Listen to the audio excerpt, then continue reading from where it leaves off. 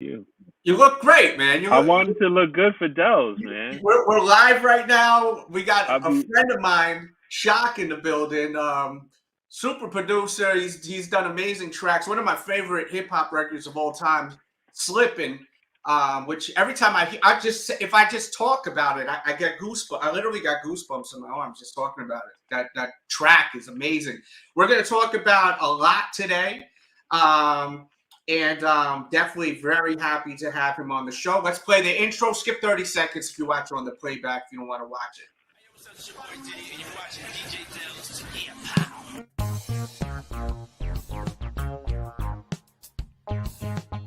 Boy, Young Jizzle, nigga, y'all know what it is, man. DJ Delz. Peace, man. What's up, y'all? This is Common, and right now you checking out DJ Delz.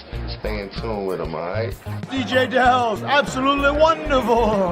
What it do, what it does, the kid, Mr. R.I.P. himself, Low Soul Case, you ain't no so rocking with DJ Delz. And with y'all, it's your boy, Neighborhood Nip. Big shout out to my homeboy, DJ Delz. No question, Neighborhood Nip. Delz, Red, man, I'm in the building. Let's get it.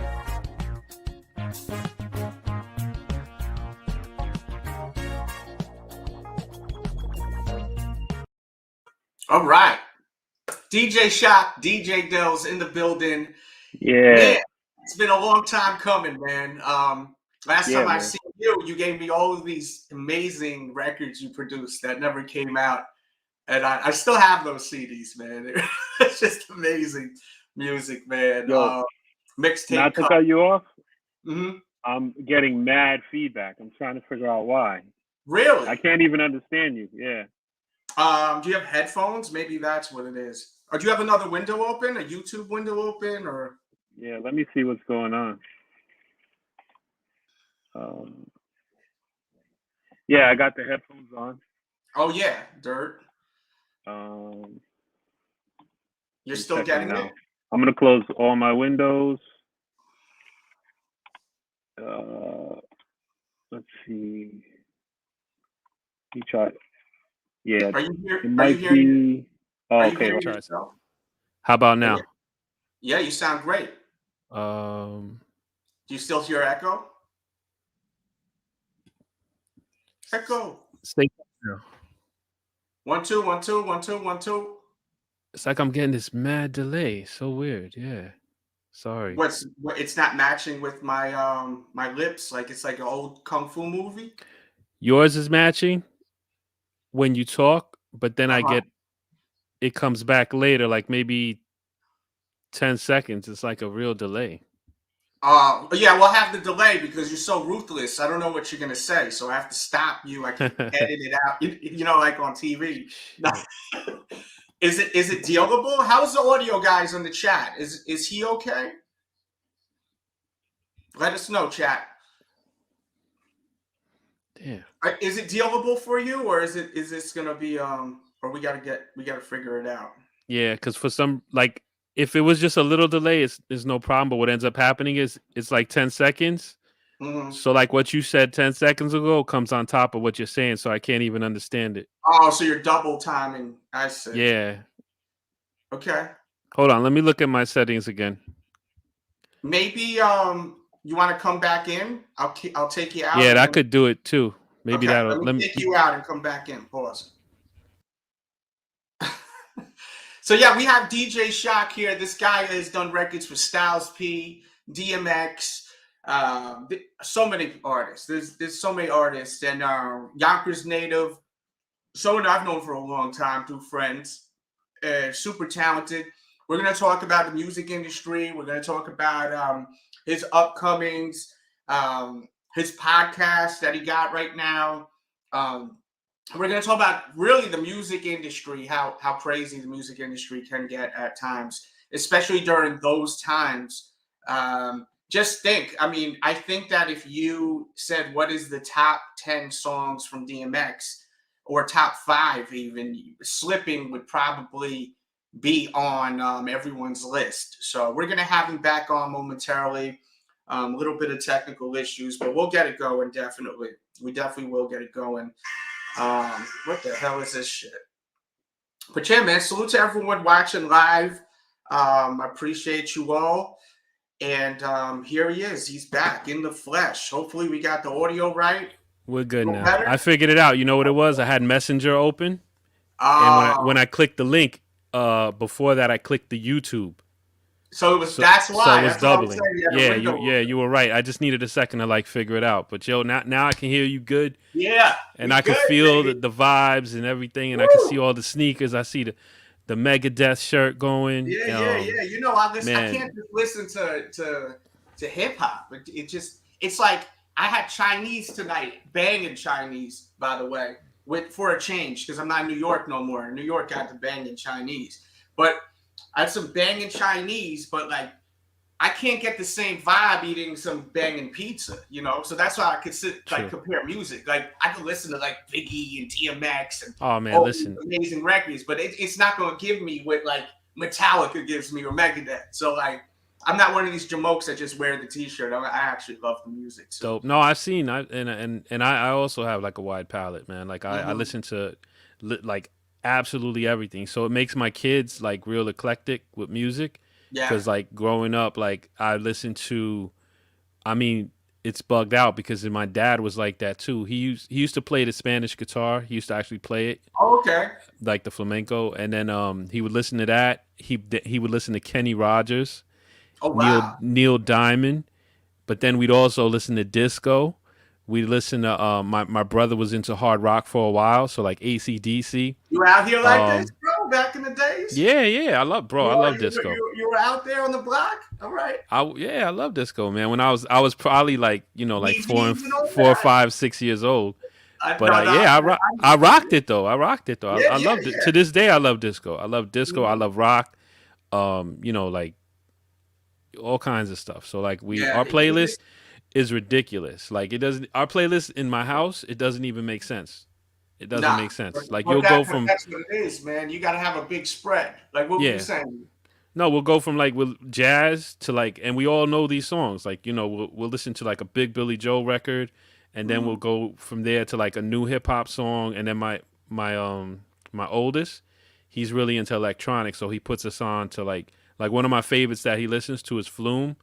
Like it's stupid in here. Like the eclectic, it does, like you would probably not like when we play the playlist here. Like when people come over to play board games and stuff, and like we have like a family night or whatever, and we bring people over, like they bug out. They're like, "What the hell is this?" And then I'd be picking like some music no one's ever even, like some down low artists that no one's ever heard of, and they're like, "What the hell? This is dope. What is this?" And it's like, you know, it's me that's digging in the crates. I love music, man. Like music is just a giant part of my life. It always, since I was a baby.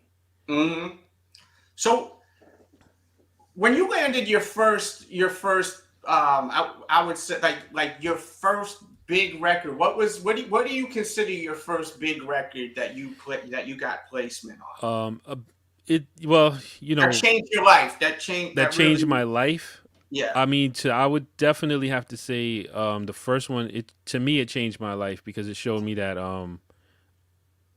that there's three. Like the first one that I would say showed me and changed my life that I could do this, you know, like legit do this, was you know, my first major release, which was in '94, and that was by Ruff Ryders, and the record was called Rampage, and it had Kool Keith, Godfather Don, Ruff Ryders, and Melly Mel, and we did it at Electric Lady in the Ville. So like that meant a lot to like me and my crew because like I brought a couple of the guys with me, and it was crazy because like we used to hang out in the Ville a lot, and I didn't know that I walked by Electric Lady like 1,000 times growing up, you know, because it's right there in the Ville, and I'm like, damn, this is it right here, you know, like, and we go inside and it's like, this is like Jimi Hendrix studio. It's crazy, you know. So it's like you see all the stuff up, the like tapestries and everything, and then we go into the studio,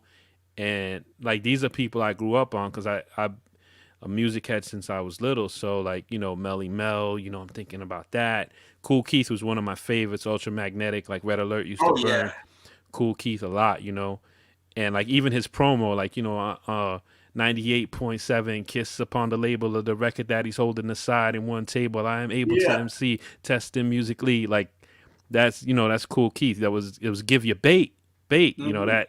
So like I'm there, and that right there was really big for me because it was like the moment that I was like, damn, I can actually do this. It was on Sony Continuum, major distribution. D Squared was a big engineer at the time. He mixed it.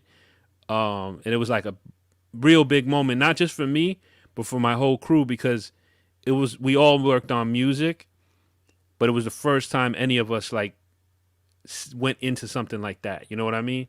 Yeah. And it was like, oh damn, this is like, it was just a high. This is just happening. Like there was yeah. like this actually is realistic. Exactly. That's where you were able to realize that, wow, I could actually really do something with my music. That's beautiful, bro. It's amazing. And then I would say the second biggest one, which there's three, and then the second biggest one would be High Tech 24/7, which is an independent record that we released on my independent label, and that one we did recorded in my basement. We did radio promo from the basement, and all we did was put those vinyls in all the DJs like mailboxes at 97. And the little cubbies, yeah. Exactly. So like we just went and we were like, these two are for Red. This is this one is for Coco. This is for we just went down the list. This is for Flex. This is for for Red. And mind you, like Red Alert is like, forget it, like it's a huge influence for me. Like I recorded his stuff religiously every weekend. Yeah. Kiss, and, like, Kiss, 98.7 Kiss. Saturday nights, it was Yes. Red Alert, and then sometimes he would take a day off and give it to the Latin Rascals, which was like once in a blue moon. But when they came in, that's when I learned about editing, and they would do edits and shit. Like, you got a big butt, and then big mouth, and they would like do these crazy mixes. Because then after that, it would go to like they. I remember this one edit they had. It was like Roxanne. Big mouth, a big mouth. And it was like, Roxanne, you got a big butt. And then they went into a whole nother song. And I'm just this 10-year-old, 11, 12-year-old DJ. Like, how the hell are they doing that? Like, I didn't know so much about editing and reel-to-reels. Because Latin Rascals didn't do the mix live. They did it off tape. I learned that later, which made perfect sense. Tape, you're trying to tell me? Yeah, so they would cut tape and do like a special master mix. Like, I would like to hear that. People put stuff on YouTube. If anybody got the Latin Rascals when they were on Kiss and they were doing hip hop, I would love to have that, because they would be splicing for 2 hours. It must have took them months to do those mixes. So anyway, back to I'm driving down Central Avenue after I dropped these records with Red Alert, and I'm in my little green tracker, and I got my day job, and I'm just like driving. Probably, I think I was probably going to pick up High Tech or something, and like all of a sudden, they play 24/7, and I'm bugging. I'm like, it's like, to give it to you 24. I cut up the De La Soul in the chorus. And I'm like, you gotta be kidding me. And then Red Alert's doing I had this break with like the Moog sound, like, and he's doing Red Alert. I'm like, oh my God. Oh yeah, I remember that back in the days too. So that was so big, because it was like, imagine you grew up listening to Red, and then you on the humble, just put it in his thing. It's an independent record, no major promotion. And he then just plays it. Like, nothing. Nobody called him like, yo, check out this record. He just played it.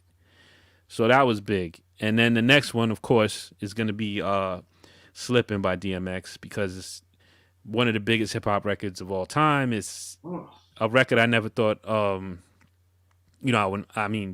just wanted to make music, but I didn't know I would ever make a record like that, which is like his magnum opus, which is like his life story, one of the biggest artists of our time.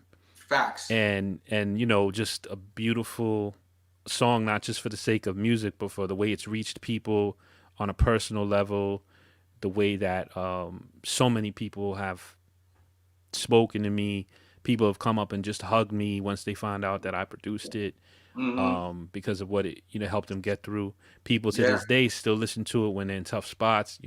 I listen, like, I have a playlist of like my favorite music, like my personal favorite music, and that's the only song out of my whole catalog that's on it, because it's an honest playlist. You know what I'm saying? It's like stuff I like. Your playlist. Yeah, like Changes from Tupac is on there. Mm-hmm. That's on there. I like meaningful music. You know, I have a lot of like. It's very. The list is eclectic. It's just stuff that really makes me. You know, like I even have like Paramore 26 on there. You know, that's like a very pop. You know, like it's just a meaningful record to me. So like I have my own song on there. That means a lot to me. You know, also. Yeah. So that record in particular, I mean, it was on Top 40. You know, it was on TRL Total Request Live #1. It was on BET #1. It was on Z100. It was everywhere. So it you know, to do a song like that, and it also introduced DMX to a different type of audience. You know, because that was big. That was like a very crossover record for him. You know, like it was, and it was for the whole company. Like for Ruff Ryders, it's sort of like, I mean, the anthem made everyone know who Ruff Ryders was. It was a gigantic hit across the board too. That was pop. But then like Slippin' took it into like a very like R&B-ish deep level, you know, and it was like you know, it was a special record like for the whole company and for X and for me. And that record was intended to be an R&B record when you made that track, correct? Yeah, you know about that. I told you, yeah. Mm-hmm. So originally that track 4 years earlier was recorded as an R&B song with this guy Deshaun who he went to Roosevelt, and my boy Jamal actually like hooked it up, and you know, and one of the people who like connected me to Jamal and Deshaun, which is a mutual friend of ours, Amori, and rest in peace to Amori. Rest in peace to Amori. And he was like a big connector, you know, in my life, you know, because he was a very social person, and he was the one who connected me with Deshaun, and he recorded an R&B record in Harlem, and you know, nothing ever happened with it. It was like a demo, you know. We went and did a demo, and it just beat sat there for 4 years, and you know, X's lyrics were also very, you know, very old. Also, he had been looking for some place to put those lyrics for a decade at least, a decade, maybe more than that. So you know, he would try it out on different tracks, and you know, a lot of times it would be like, you know, and with DJs like Mike Superior, shout out to Mike Superior. Yeah, DJ Superior. He recorded it, if not, you know, that's X's original DJ, and he recorded, if not the first version, one of the first, you know, because X would who knows how many times he was spitting that, but as far as I know, and according to Superior, which I definitely take stock in what he's saying, because him and X were very tight. He said that's where he laid it first. I think it was on like I forget. I think it might have been a Biggie beat or something like that. So that shows you how far back it was before, because in '98 is when we did it. The end of like '98. That's how old the record is? Yeah, and that's another thing, you know, like I'm proud of that record, because it's still, like, when you put it on now sonically, it doesn't sound dated, you know, like it sounds fresh still, like, you know, so I'm proud of that. Like, it's still. Did you share that link with anyone or no? What link? The link to be backstage or no? There's someone that just hopped in there. Okay, I gotta take them down. Continue going. I'm sorry. That's all right. We're not taking any guests right now at the moment. So yeah. So I mean, I don't know what the hell I was talking about. Yeah, you were just talking about how it was originally an R&B beat. So the song, there's so much to it. Like there's like wind in the background in the beginning, and then you have like that woman who's like harmonizing during the slipping. Like, were those added on after he laid it down, or was that already part of the track? The singing that you're talking about, it's like, you know, she's like, you know, she's like, the Lord will hold you down. He got your back. He got that singing. That was added after he did his vocals. The wind was something that I had in the original beat, and it was funny too, because I laid the beat down without the wind, and I didn't realize, like, on the DAT, I had at home when I'm making the DAT, I had a record that had wind on it as a sound effect. So I had just put the record on and then put the wind in the beginning, and then I hit play on my Roland MC50, the beat machine I used. So when I'm doing the record, I'm like, oh my God, I don't have the wind because I did it off of a record. And I'm in California. And then Rich Keller, shout to Rich, he mixed down Slippin'. And we're in Enterprise Studio in this beautiful SSL. They do movies, so you've even got a big movie screen in the back, and we're mixing Slippin'. And he looks at me and he's like, Shok, don't you know where you are? Like, they make movies here. Oh. And I'm like, oh shit. Yeah. And he's like, I'll tell them we need a wind sound effect, and he's gonna come in with a CD case full of wind. And I'm like, word? He's like, yeah. So the guy comes back with a whole CD case of like nature, and so I'm like, oh shit. So then we just hit play every off. type of wind you could imagine. Probably. Exactly. So we put the wind, which was like, I think it was like a, the one you hear. I don't remember what it said on it, but we just hit play, recorded it to the 2-inch tape, and that was the wind we used. And one of the things with that beat is the wind goes through the whole thing. Cause like me personally, like I sleep with that noise, so I've always loved that noise. Yeah, I gotta have that wind. Like I have a little, one of those little things that make the sound of either the seashore or the wind. I love the wind particularly. So like that was something to me, and I honestly feel like subconsciously, the fact that the wind goes through the whole track, even when he's, it's there, and we rode the fader, so it goes down sometimes. Mm-hmm. But I think subconsciously that's a very soothing sound for all of us, like that, like white noise, and that's why a lot of people sleep with those noises. And I think that adds something subliminally to the track that soothes a bit, I mean, besides the music and the filtering and everything, I think there's something to say to that. I do secretly put some nature sounds behind my beats sometimes because I feel like that's like a little, to me, I mean, I can't prove that, but I feel like subconsciously when I'm in nature, something happens. So I feel like that. I don't know. I just put him back there. That's I like dope, man. And I'm going to be honest with you. I've never realized that wind is going throughout the whole song. Yeah, it goes. Sometimes it goes down. Sometimes, like to focus on him, and when the filter comes in, and then it's written, and then it comes back up at the end. Like it comes back up at the end the same way that it's up in the beginning. And it's funny, where I got that idea to start and end with the same thing, from Forrest Gump, the movie. I love that movie. Yeah, I love that movie. So like I had recently seen it not that long before that, and I don't know what year it came out, whether I had like watched it again or what, but there was something that I love about that movie, and they start with a feather, and the feather's in the air, and it's like coming down, and then when they end the movie, the feather picks up again and flies away, and I always remembered how nice that is to like do a piece of work, audio or visual, and begin and end in the same place.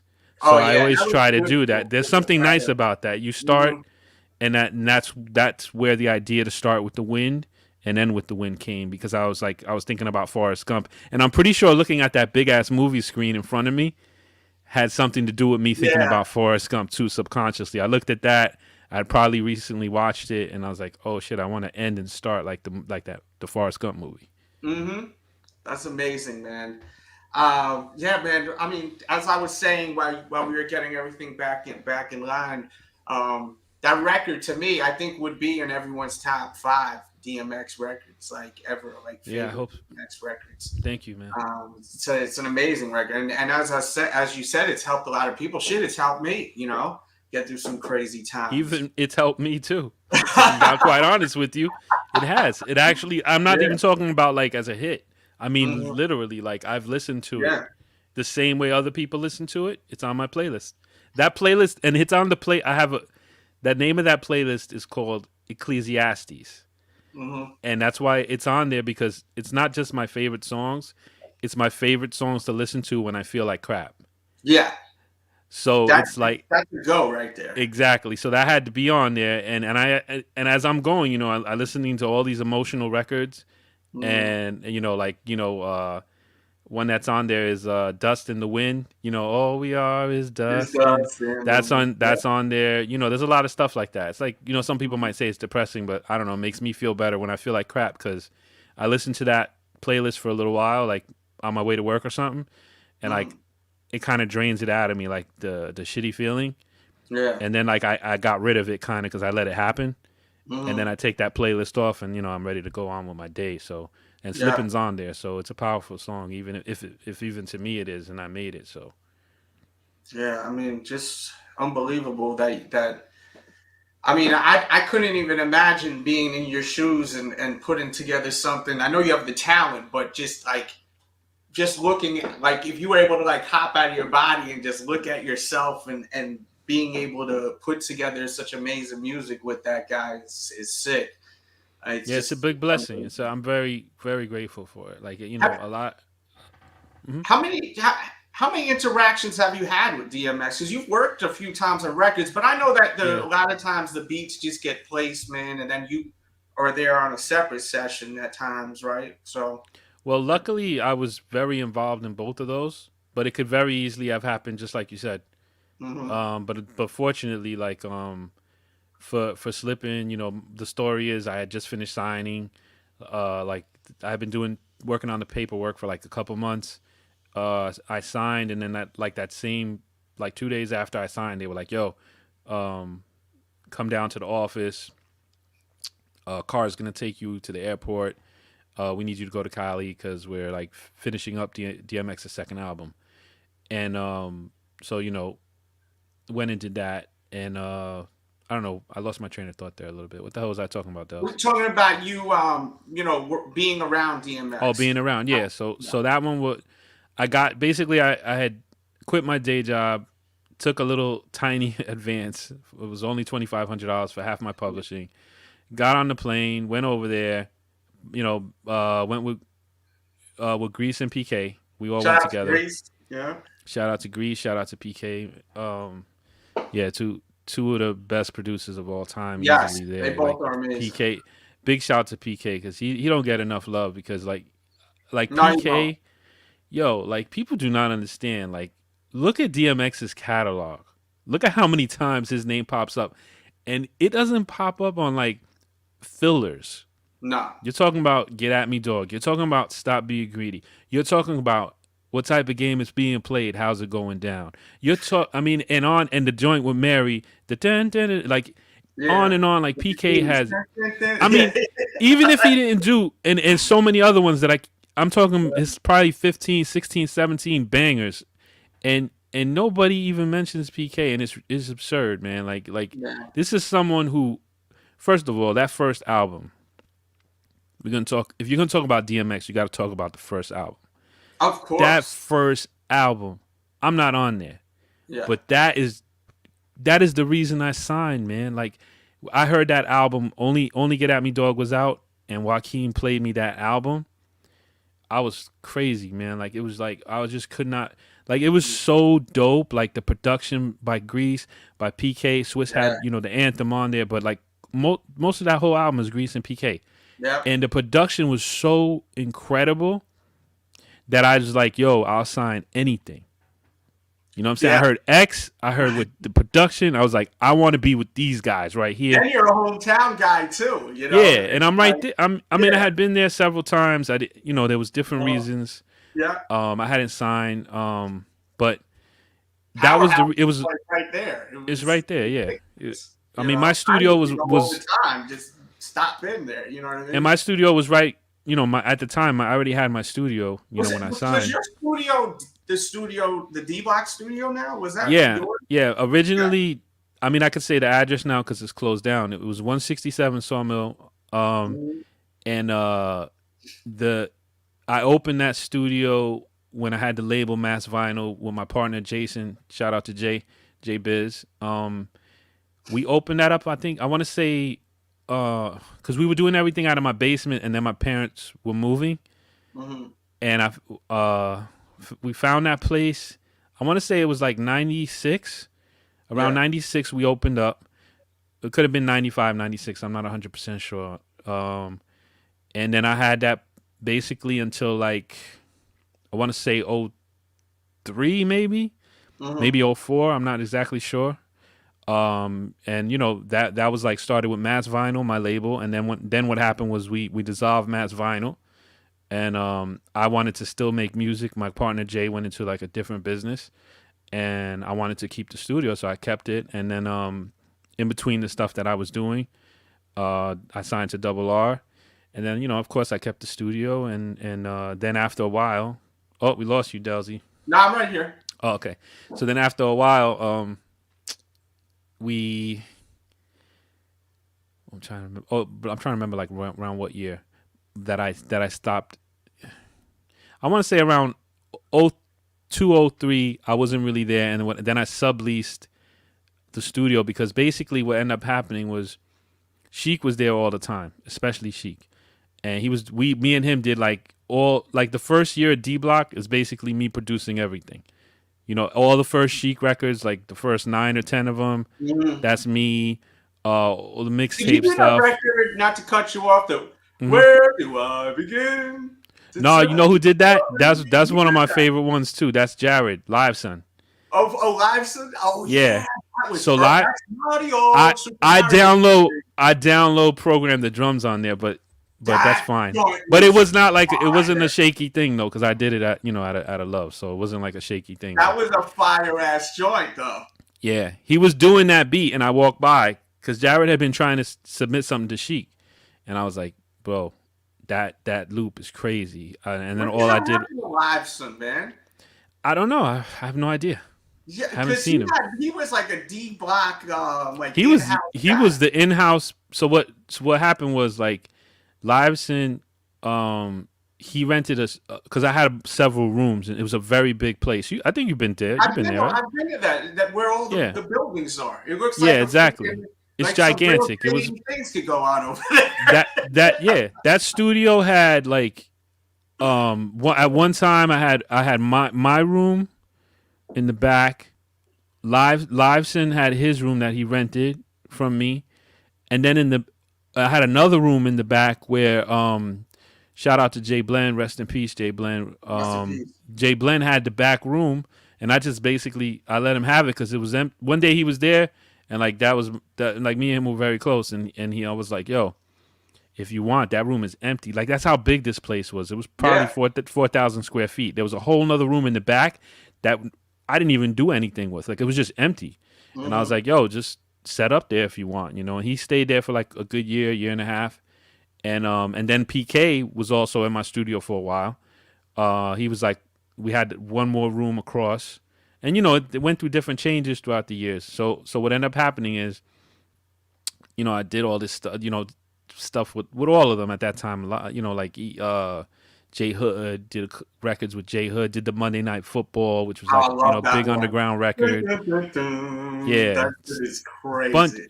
Bunch of stuff, like just tons of stuff that they were playing on the underground, which was making people aware of Sheik and D Block. Yes, which was important at the time because, like Sheik at that time, he was like, it was weird because like there was so much attention being given because they were doing these like duets, Styles and Kiss.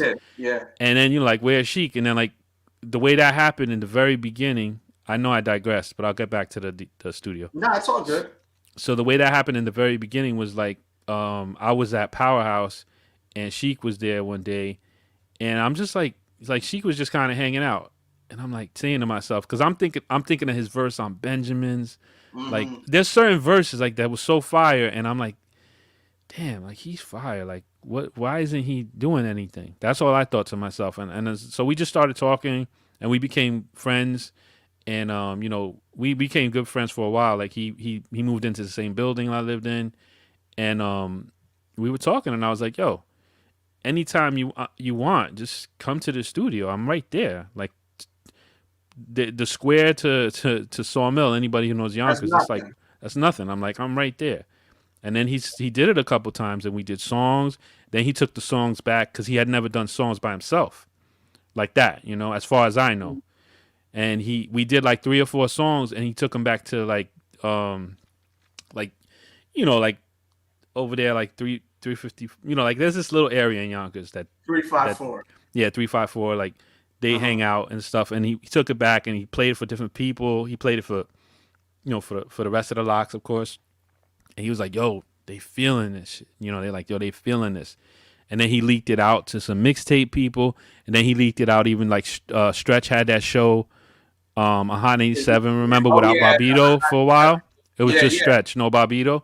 When they broke up. Remember? Yeah. So like, broke my heart when they broke up, man. Right when they broke up, that was around the time when D Block was being established. So he played a lot of the stuff I was doing with Sheik, so he got airtime, and of course all the mixtape guys are big supporters. And so anyway, so because we worked so much in the studio, Sheik got kind of used to the studio, and then Styles started coming around, Kiss was coming around, and I was like, yo, for different reasons, like personal stuff, I was like, yo, I think about it. I've been in that studio since like '96. It's 2002. I'm like, I got kind of tired of the whole studio thing every day. There, like it was just, I don't know. I just needed a change. There's more to it, but that'll take a whole documentary. Yeah. Was Poobs introduced through you or through them?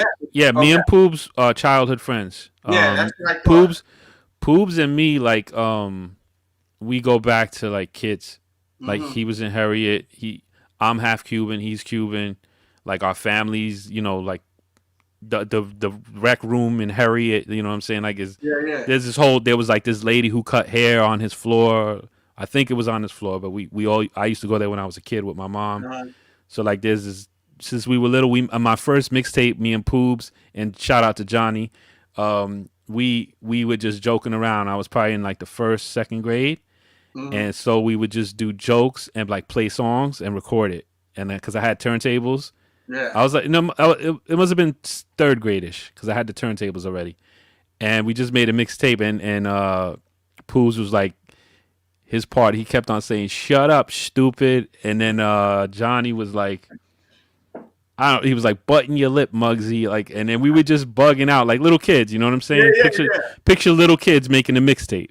And I was like, there was this kid in my class who had a crush on somebody, so I shouted him out on the tape, and I was like, he said her name was Martha, I think. He was like, he said Martha has big tits or whatever, and I was like, just like this, and so it was like that kind of thing, little kids. Yeah, man. And I did that mixtape with Poobs. I wish I had that mixtape because that would be so cool to have that. But we didn't really mix or nothing. We just goofed around with the microphone. Yeah. And not even a microphone. I figured out that I didn't have a mic, so I figured out that if I plugged the headphone into the mic, I could speak into it.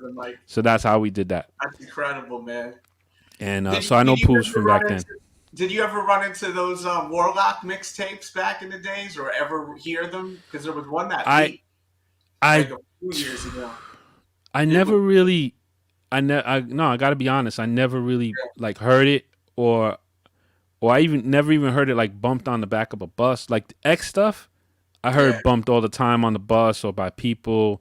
But I never really, that one I never came across. DJ Superior pushed the shit out of him in Yonkers, like shout out to Superior, man. Yeah, Superior. he really did, man. Shout out to Superior, man. It's been a long Superior. time. By the way, Superior has an NFT right now.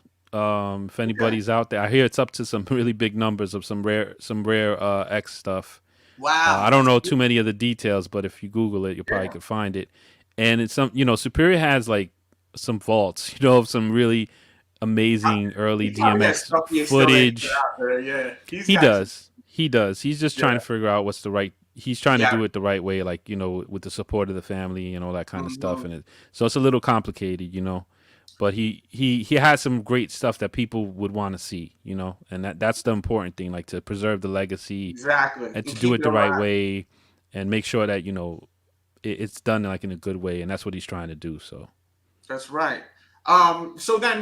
So Slippin' was the first record you did with X, but we didn't get to you actually interacting with X. So what is it like being around DMX? Oh, I didn't interact that much with him, to be quite honest with you. I could remember all the times vividly. Most of it in the studio. playing him tracks. And there was only one time that just me and him hung out, which was pretty cool. Like we were in Cali. I remember that. I think we were most definitely at Enterprise, and he had like a Mustang drop, and he was like, "Yo, Shok, come on, let's go for a ride." I was like, "All right, let's go for a ride." But I didn't know like how X is. Like I'm like a quiet, like, I don't like to do like I don't want to, like, I got to a certain point where like I completely changed. Like I had in my younger days, I had like different moments where I was like a little bit, bugged out and doing stupid things. Mm-hmm. But then, by the time I meet X, I'm already like in my mid-20s, and I'm like not like that at all. Now X, he goes in the car, and I'm like, this is cool. We're gonna go to the mall. I'm going to the mall with X. Oh, cool. So I just go on the humble, but he, boom, puts the top down, puts the music on crazy, which is cool. I'm happy. I'm still happy. I'm good. I'm like, this is dope. Puts the music on. We're driving, and then he likes pulling over. People are like, yo, shit, that's X. He's like, yo, what's up? And so it's very fun so far. Then he starts driving crazy, like real crazy. Does like not like there was only one other time I was with somebody that drove like that. And that was like the first and last. He was going crazy down the West Side Highway. We were going to a club like in my teenage years. Uh-huh. And he was just like whipping it, like taking lights and I'm like, yo, like, I'm not for this right now. You know what I mean? I'm like, nervous. This is cool. I'm nervous. Yeah. And I'm like, is this going to be like one of those things where something happens and, like a TMZ moment? So I'm like, I'm like, all right, this is cool. But then we go to the mall, we walk around, and it was cool because it was like, people were showing him like mad love. Like it's like the one time I hung out with him like that, and they were coming up to him, and it was cool too. Like, that was one of the first times. This was probably working on the third album then. Yeah, this was the third because of this fact. Someone came up to him and gave him a hug and told him about slipping, and they would like gave him embraced him and was like, "Yo, you don't know that song?" Just telling him about how it affected them, and then he was like, "Yo, that's the dude that made it." And then the dude, it was a woman actually. She was older too. She was an older woman, and she came and gave me a big hug, and it was pretty cool. And we went back, and after that, I was like, anytime, like I'm not like I'm good here. Like if he invites me again, but he never did, and it just didn't happen. And I'm more like, that's not really like my thing. Like even going out with the whole Ruff Ryders like to a club or something like that. I only did that like 2 times because it's too hectic. Like it's too like they don't move like if me and you go, like it's cool. Like we go over here. They move. It was mad people. They have to rush through the crowd. Oh, Eve wants to leave. So then we go into this whole thing of, like, I'm not with any of that. Like, I don't want no part of none of that. I don't care to be seen like that. It's just not my thing. Like, and especially being crowded like that, being pushed through crowds, and then you got, like, security. Like, I'm not into any of that. Because anywhere they went at that time, like, mad people would flock to them. So like, for example, like if Eve wanted to dance or something, like they had to like literally make room for her. Mm-hmm. Like it was like I don't want to, like, that's not fun to me. Yeah. Like if you got to do all that to do that, I'd rather just go somewhere where like if I was a celebrity, I would just rather go somewhere small where nobody knew me, and just have a good time. Like so I didn't have to worry about that. But celebrities like to be seen, and they like all that. So like not me, just not my thing. So you did that record with X, and then the follow-up record was what? Here We Go Again? Was that the That's the other song I did with him. Here We Go Again was the one on the next album. Powerful record, by the way. Thank you. Talking about the young upcoming heads in the streets. Great storytelling record. Yeah. I had that one. I had to do because you asked about about Slipping, if there was a lot of like post production. Mm-hmm. That one there was a lot of post production because the way that record happened, I was almost worried I wouldn't get a record. I was like, holy shit! Like I've been out there a month. The album's almost done, third album, and I was getting like stonewalled pretty much, and there was ones that he had that he was writing to, that different things happened to kind of block it. Like, there's always a lot of that kind of energy. There's a lot of in-house producers at this point. Yeah, right? I mean, one of them he was writing to. Truth be told, he's writing to it. It's like burn, bam, bam, bam, bam, bam, bam, bam, bam, bam, bam, bam, burn, bam, bam, bam, and I had this like it was cool because I was gonna get a hyper one with X, which I always wanted that I never got. Yeah. So I was like, oh shit, finally I'm gonna get, and I got hard beats. Like I have like really aggressive hard beats. Yeah, you do. And like I was like, damn, I need to match him up with one of these, and so I was so happy. And then Swiss told him that that's the same sound I used for Drag or something like that. And then he came back to me. He was like, Shok, you biting? And I was like, come on, man. It was bullshit. That was the games they played. No, Swiss told X in Rest in Peace Ice Pick. And then Rest in Peace to Ice Pick J. And they both came at me like separately. Like it was it was a lot of stuff like that. Yeah, I mean, I could go on forever about that. It was like it was a very like competitive, unhealthy environment. environment. I mean, shit. As I said, everyone's trying to get their placements, Yeah. So I'm stuck, and I'm thinking I'm not getting anything, and I'm literally living in the studio for a month. I'm the first one in, last one to leave. I'm in the Sony Oxford room making beats constantly. I made on that month. I made the beats that I gave Pun. I made so many beats on that time. Is ridiculous. And then luckily he comes in, no one's there, so no one to block, because that's the big thing. Anyone else is there, they're gonna pull him and be like, use their celebrity to like pull him in. And so he came in, no one was there, and I'm actually making that beat at that moment. It's like dun dun dun. Oh, God. All I have is the piano and the drums. He comes in and he's just like, it's by himself. That's the only reason I got it. He was by himself. He didn't have all the people around him telling him what to do. He came in and he's like, yo. And he's like, here you go again. Oof. You hear him like saying that. And he's like, yo, Shok, lay that. Lay it. So I laid the beat with just the drums and the piano because I'm not going to miss this chance, right? Yes. So I do that, and then everybody starts coming, and then it's like, then you see, I think in the documentary, you see the part where it's like the beat is playing, and then there's other people there because they got there a little later, everybody, and he's like, it's already laid, so they can't block me now, it's like, it's great, It's already laid, it was just him and me here, you guys are getting late to the party, you're gonna have to go along with this because you want the album finished and it's hot, so it was perfect. So then that gets done, and all it is the drums and the piano. And I'm like, damn, I'm not going out like this on DMX's album, drums and piano, nothing else. And so what I did was when we did the mix down, shout to Rich Keller again, I was like, yo, Rich. Rich did everything, right? Yeah, he did everything. Rich is like... He's the guy at Powerhouse, older guy. Yeah, another guy who doesn't get enough credit. Like Rich. And he's a really cool cat. Because I've been in amazing human being, man. I love Rich. Cool. He's like real tall, like...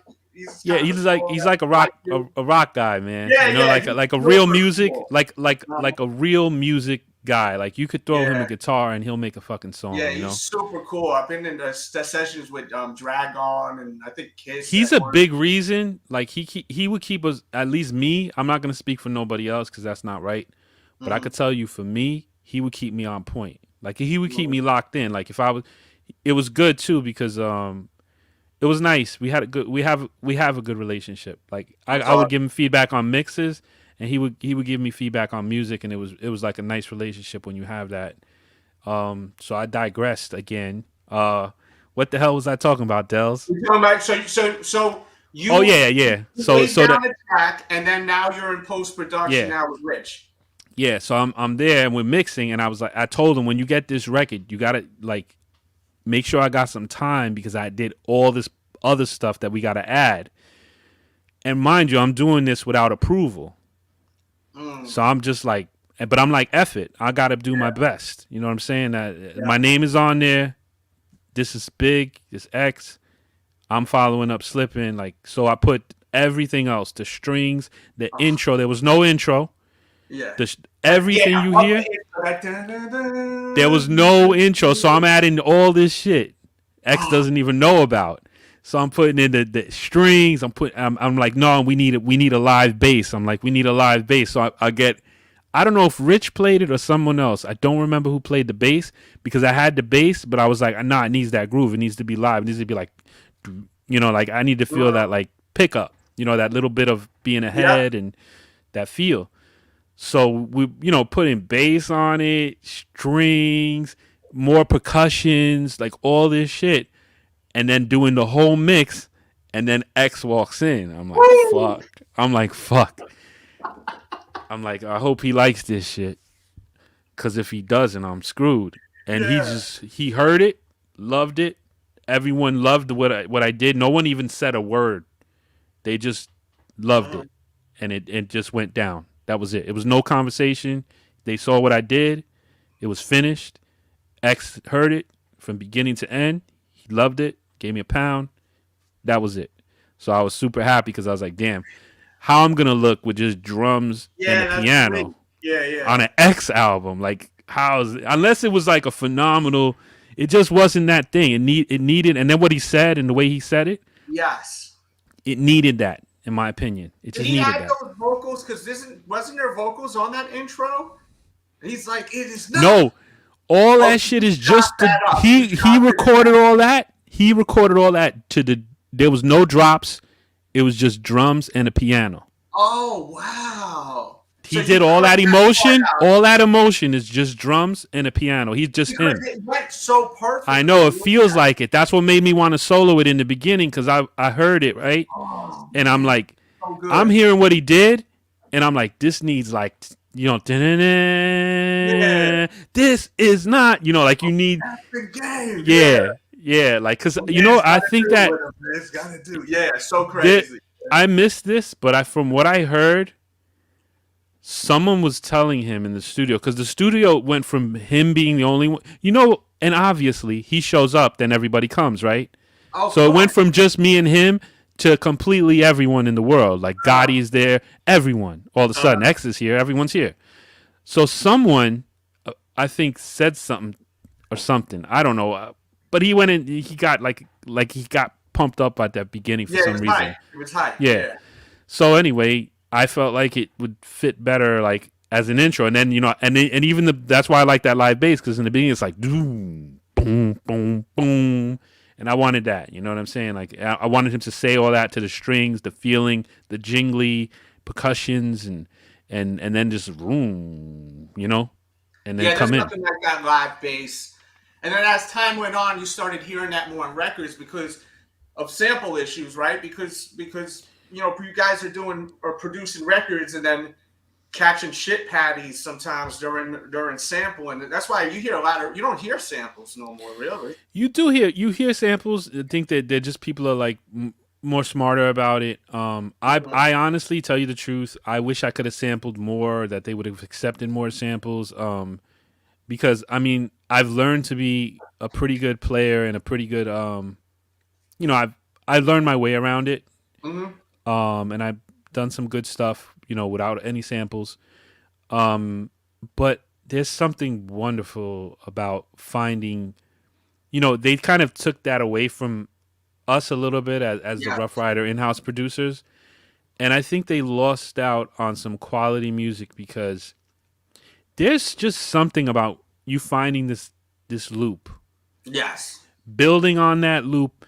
And because something happens when you do that can't happen when you're like making everything. Because it's an instant collaboration.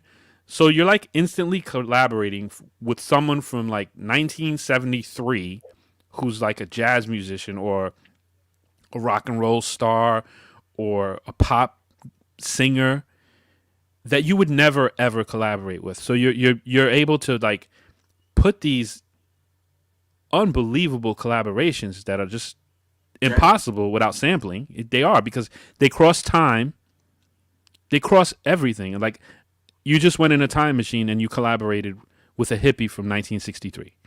And it's unbelievable. And the thing is too, it sucks to not be able to do that. You guys are hearing these little bits at times Right. And you're the genius of you producers are saying, oh, hold up. And then you got like mad scientists in there. You got your vinyl, you're pulling it back, trying to catch that little effing thing. And then you're able to make magic out of that. I mean, it's amazing. And let me tell you, like, the satisfaction, because I recently found, I'll say something, but you got to promise not to make it a clip. Okay. And then, if not, I won't say it. Come on. I've been working on. They sent me some acapellas for Another X album. Wow. And I found a sample that so wonderfully, in my opinion, I don't know if it's going to get accepted. You know, I'm sure they sent it to different people, but it just goes so well with this. Even that there's a singing in the chorus. It just goes so well that when I played it for like my wife and my son, they thought that was a part of the original like vocal. Wow. You know, and that makes you feel good because it's like I dug in the crates, and it's taking, like I said, something from some crazy era. Think about what just happened there. It's an acapella, someone who passed away. You know, it's just amazing if you think about it. Someone who passed away, who's one of the best artists of all time. Fast. You have an acapella, then you go and collaborate with some guy from the 70s or whatever. Yeah. You put that in there, it sounds perfect. And then you go and you do all this stuff. It's, you know, like to me, handcuffing us and not letting us sample at Ruff Ryders, it was just a greedy shit move. I'm gonna be honest. You could clip that. You could, it's with money. It's just to get more publishing, which none of us got anyway. They you know, that's a whole nother thing, my court case. But it's nice that we're talking about creative stuff. It's more fun. Yeah. So I don't know. If we would have had better quality music out of the R, if we could have sampled too. Do some stuff not sampling, but I would say 50-50, you know, because you can make some great stuff. Because they would even take samples out and replay them. Yes. Like, not really my story to tell, but Love Is Blind was originally to a great PK sampled track, and then it was replayed, you know, completely differently. And probably, you know, I mean, Love Is Blind was a big record, so I guess we wouldn't change a thing at the end of the day. But that was like the standard operating procedure. Like if someone sampled you would want to try and replay it, not to have to clear the sample, not to spend money out of the budget. But I mean, I don't know, shit. To make Slippin', I had to sample, and I'd sample again 100 times. That's how I look at it. To make you know, make some stuff without samples. But come on, man! Like if you're gonna make something that great, what's so bad about sampling? Sample, it wouldn't have hit the same. Nah, it would not have hit the same. Nah. That's shout out to Grover Washington, rest in peace. You would hear it, and you maybe a lot of people probably skip on that sample, but there was something so beautiful about that sample. You know, as I just listened to it in my basement, you know, I would go through stuff, and you know. That was when I would listen to, like, I was going through this little depression, like not knowing what I'm going to do with my life. That, like, you know, especially men, like at that, like 19, 20, like, what are you going to do with your life? I'm still living with my parents, and I'm not going to college, and that whole thing. And that Moonstreams, I used to listen to it. It was like a very moving track to me, and that's what made me sample it. You know, that and other reasons, but I think I'm a fan of sampling. I'll never not be. Yeah, I think that's why hip hop has evolved in such a different way. And, you know, they call the 90s the golden era. And I think a lot of it has to do with the samples. Too. 90s is a sample heavy. Yeah. Sample heavy. I mean, you can't even hear some of these classic 90s records. They're not even available now on iTunes because of the samples. Because you can't clear it. Yeah. But you know, it's kind of a weird thing because, like, you know, shout out to Tracklib too, because they're a great website. You can sample stuff off there and you can clear it. I most of the time, if I'm going to sample something that I know is like for a project that's going to come out or something, or I'm going to sell a beat, I try to use Tracklib as much as I can because it's a sample you can definitely clear, so you won't fall into those holes. I don't understand. Me personally, like you would have to really make a shitty song. Like if you sample like Tony Touch recently, they sample Slippin'. You know, I didn't have. He's got like a mixtape thing coming out, like something. They sampled it, so it had to get cleared. Like it's probably it's like an album mixtape documentary thing he's doing. So like I heard the song, and what I've thought is, you know, because I'm a writer on it, so you know, to sync it or whatever, or to use it sample, it has to be cleared. But you would have to make a really shitty song out of one of my samples for me to not let you sample it. Wow, you're a writer. Wait a minute, you got writer credits on Slippin' also? Yeah, it's a small. You basically what ended up happening is, you know, when you sample, like even though you didn't make the sample, you know, and write it, most of the time, just like I did, like with the new record, like I take a small piece, you know, as a writer, and Grover Washington, he took a piece, you know, so it ended up where it was like me, X, and Grover Washington. So Earl Simmons, Michael Gomez, Grover Washington Jr.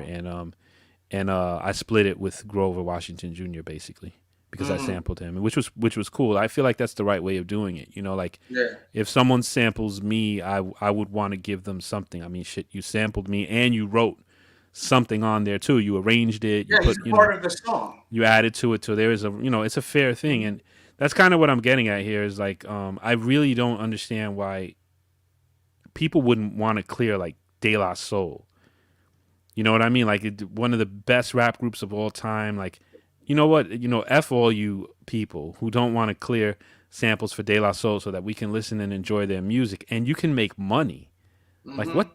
It must, you know, I gotta say something. I mean, I would like to see the list, and this is probably, you know, I could be completely way off base here, but there has to be another motivation for that, because when you don't want to, is it because they used to sample a lot of, like, I don't know how to say it, but white people, and I'm wondering if those are the holdouts, because then it would be like some racist shit, because like I don't understand. Yeah, like we don't want to be associated with that. You know. Yeah. That's the only reason I could see you not clearing it. Like why? Like I'm saying, you don't even make music anymore. Probably these are old records. A lot of them are to the estate at this point. If the people aren't even alive, probably. Yeah, a lot of them. You know, God rest their soul. It must be like something there to be like, well, we don't want our catalog associated with that. It has to be, because why would you? You know, De La Soul's when that stuff is on stream, I don't know about everybody else, but I'm streaming the hell out of De La for like 2 months at least. Yeah. When it's official, when I can put it on when I could put on, you know, Apple Music. Yeah, I love that damn Apple Music. I'm gonna flood my playlist with De La Soul.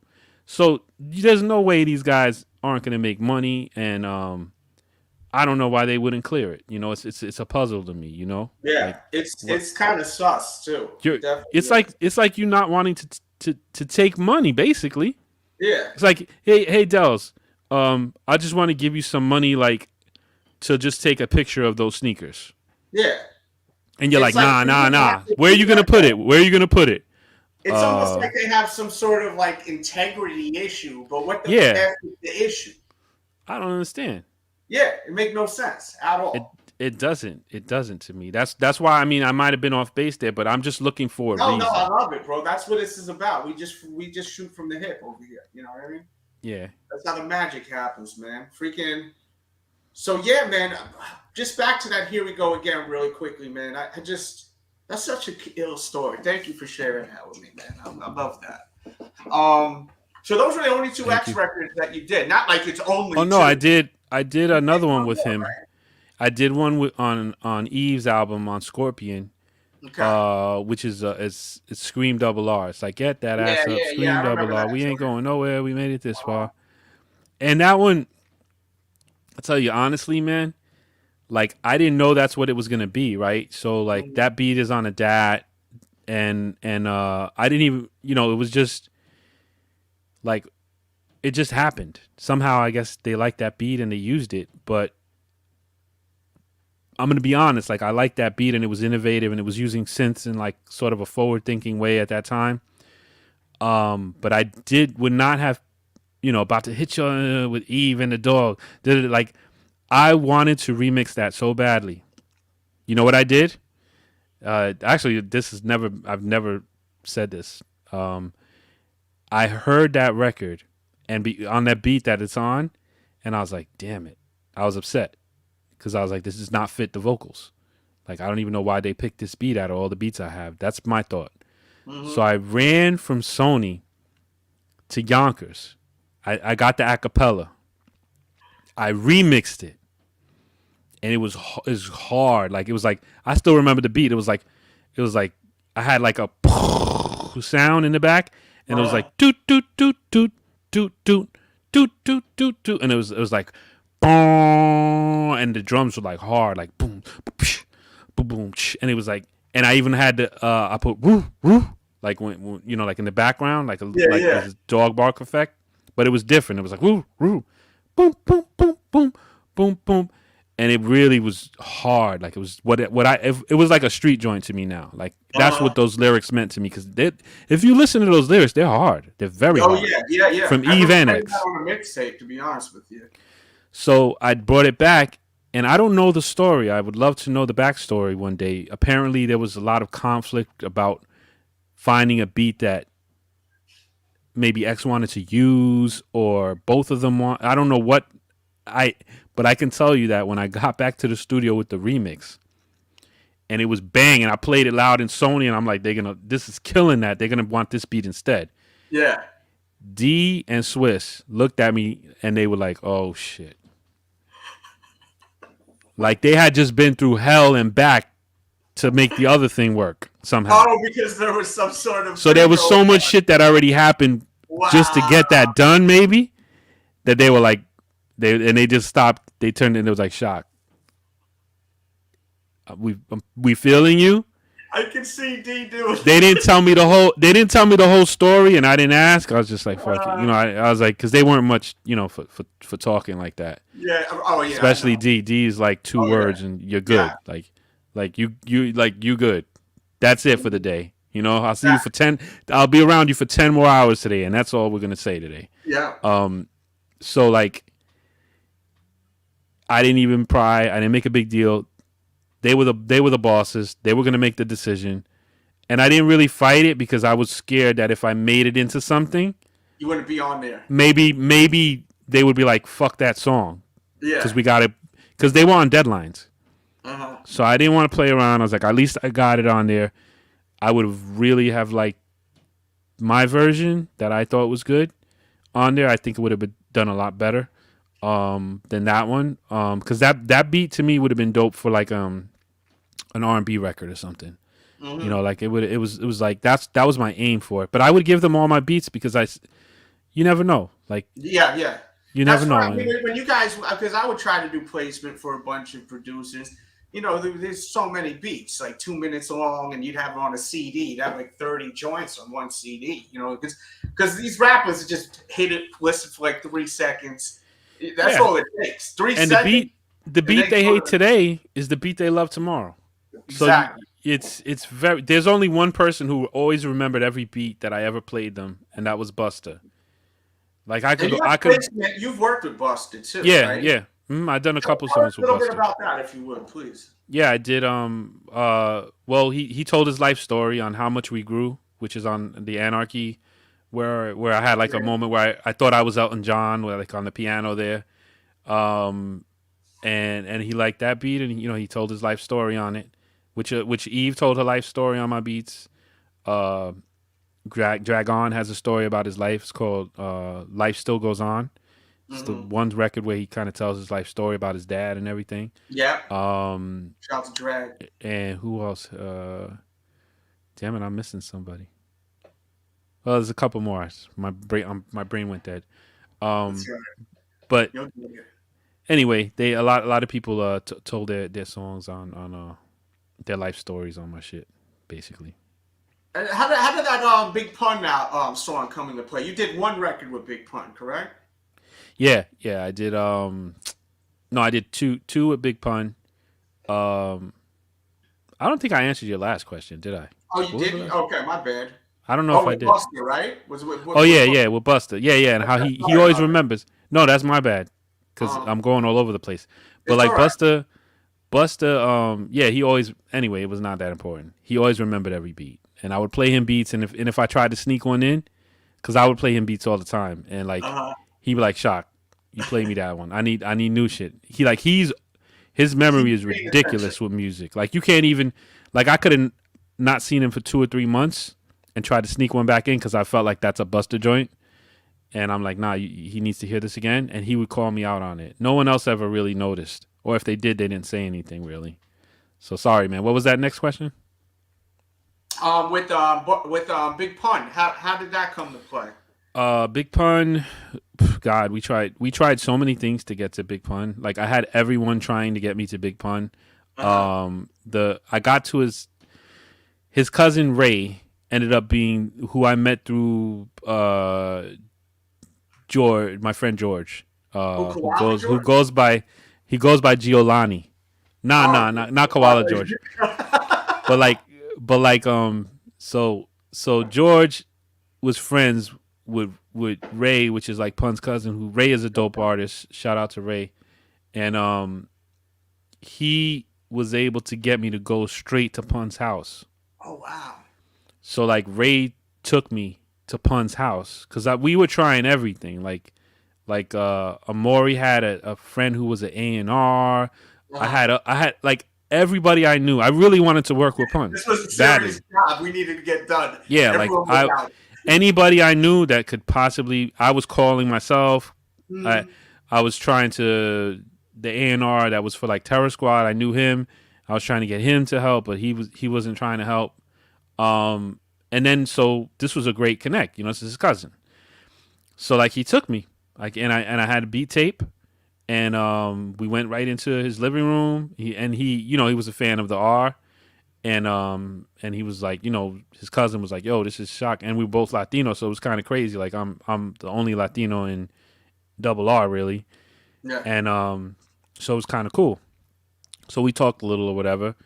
And I played some beats, and he was really feeling a lot of the beats, and he was like, we kind of like formed our like relationship starting at that point. And from there it took a lot more legwork. It took a little bit of every single element to like make it happen. There's one of my favorite industries there's so many, but like of a shady A&R moment. And it was with Big Pun. So I did 2 songs with him. I did Miss Martin, which is when he introduced Remy to the world. So Remy Martin's first record ever. Young Remy, I remember that, like she was young in the studio with Pun, and first time everybody heard her. She was a beast on that track too. Yep. And basically, and the other one is You Was Wrong, which is Fat Joe, Dragon, Pun. They're all on that record. It's called You Was Wrong, and Remy's on that one too. Was Dragon there because of the connection with Double R? Or that just happened to be? Originally, tell you the truth, Pun wanted to do a song with X. But I'm gonna be honest with you. They really, I mean, it's many years later, and I'm very outspoken about everything, and I try to tell the truth about my experiences. And they weren't really supportive about the Big Pun project with me. They weren't as excited about it as me. And he wanted to do a song with X, Pun. And they didn't really respect Pun. Like I remember one time they were like, yeah, I was doing it for I gave them a discount to do the record with Pun, and I got like basically yelled at for doing the discount, and they were like, not they, there was one person in particular. It wasn't like Y or D. Well, basically it was Siobhan. She was like, you can't be doing that and blah, blah, blah. And I'm like, he went platinum last time. I said, what's the big deal about the advance? I said, it'll come later. And she was like, oh, they ain't going platinum again. And, like all this shit. Wow. Like, just kind of shitting on the situation. And I was like, I mean, to me, it was a big deal. I wanted to do it, and at least they didn't block it, because they could have blocked it. They blocked a lot of stuff for me, like many records that I could have done outside that they blocked. So luckily, they didn't really block that one, which was cool. How were they able to block? Just, I don't mean to cut you off, but like through contract, is that how they had control? Well, over what like for example, if let's say that I had a beat, right, and they wanted to use it, but they were like sitting on it. You know what I'm saying? So like my worst story about that is they were sitting on Larceny. that was with Cassidy and Cassidy's group. So like they had a track called "Give Me What You Got," and they wanted me to hold it for Larceny. They never signed Larceny. They didn't do anything with the record. And then at the same time, Rawkus was like about to go out of business, and they wanted to put out a G-Rap album to kind of maybe keep them open. And that was supposed to be the single that was gonna save Rawkus, from what I understand. And it was G-Rap on that beat, and it was amazing. Like I heard what he was gonna do to it in the studio. And they blocked that by inviting him up one night to the studio, and I'm like, what the hell's G-Rap doing here? I guess they like explained it away, whatever. They like smoothed it out, and then next thing you know, the whole thing fell through. Stuff like that. Because they want to use it for their art. They would always like, you can't be giving away your shit to other people. Meanwhile, like Swiss is constantly like recycling stuff, giving it to other people, but they would give me like crap about like, if I got something outside. I always had to do it on the quiet, Like if I did stuff outside, it would have to get done. And then once it was done, it would be like too far because they look really messed up. Like at that point, like G-Rap hadn't laid vocals. I wish he would have laid vocals because they wouldn't have stopped it, I think.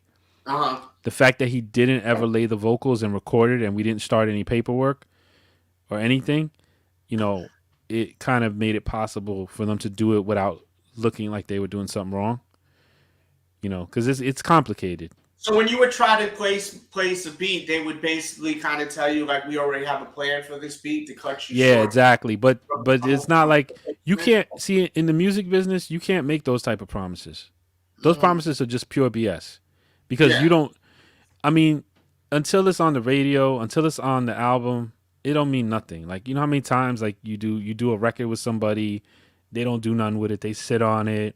It's not done until it's done. So like when people tell you not to do something with a beat, like advice for producers out there, like just unless they're gonna stop you like they had done to me back in the days, just sell the beat. You know what I mean? Because unless the song it's done and it's like a major artist and like you have a relationship and like they're like, you're good, like, and your relationship is tight enough and the song is done already, then maybe hold it. Because but what I'm trying to say is if you got two good artists, for example, you got like Snoop and Busta or something, two great artists, and it's like Snoop wants you to hold it, but Busta's ready to put it out as a single, go to Busta. That's all I'm saying.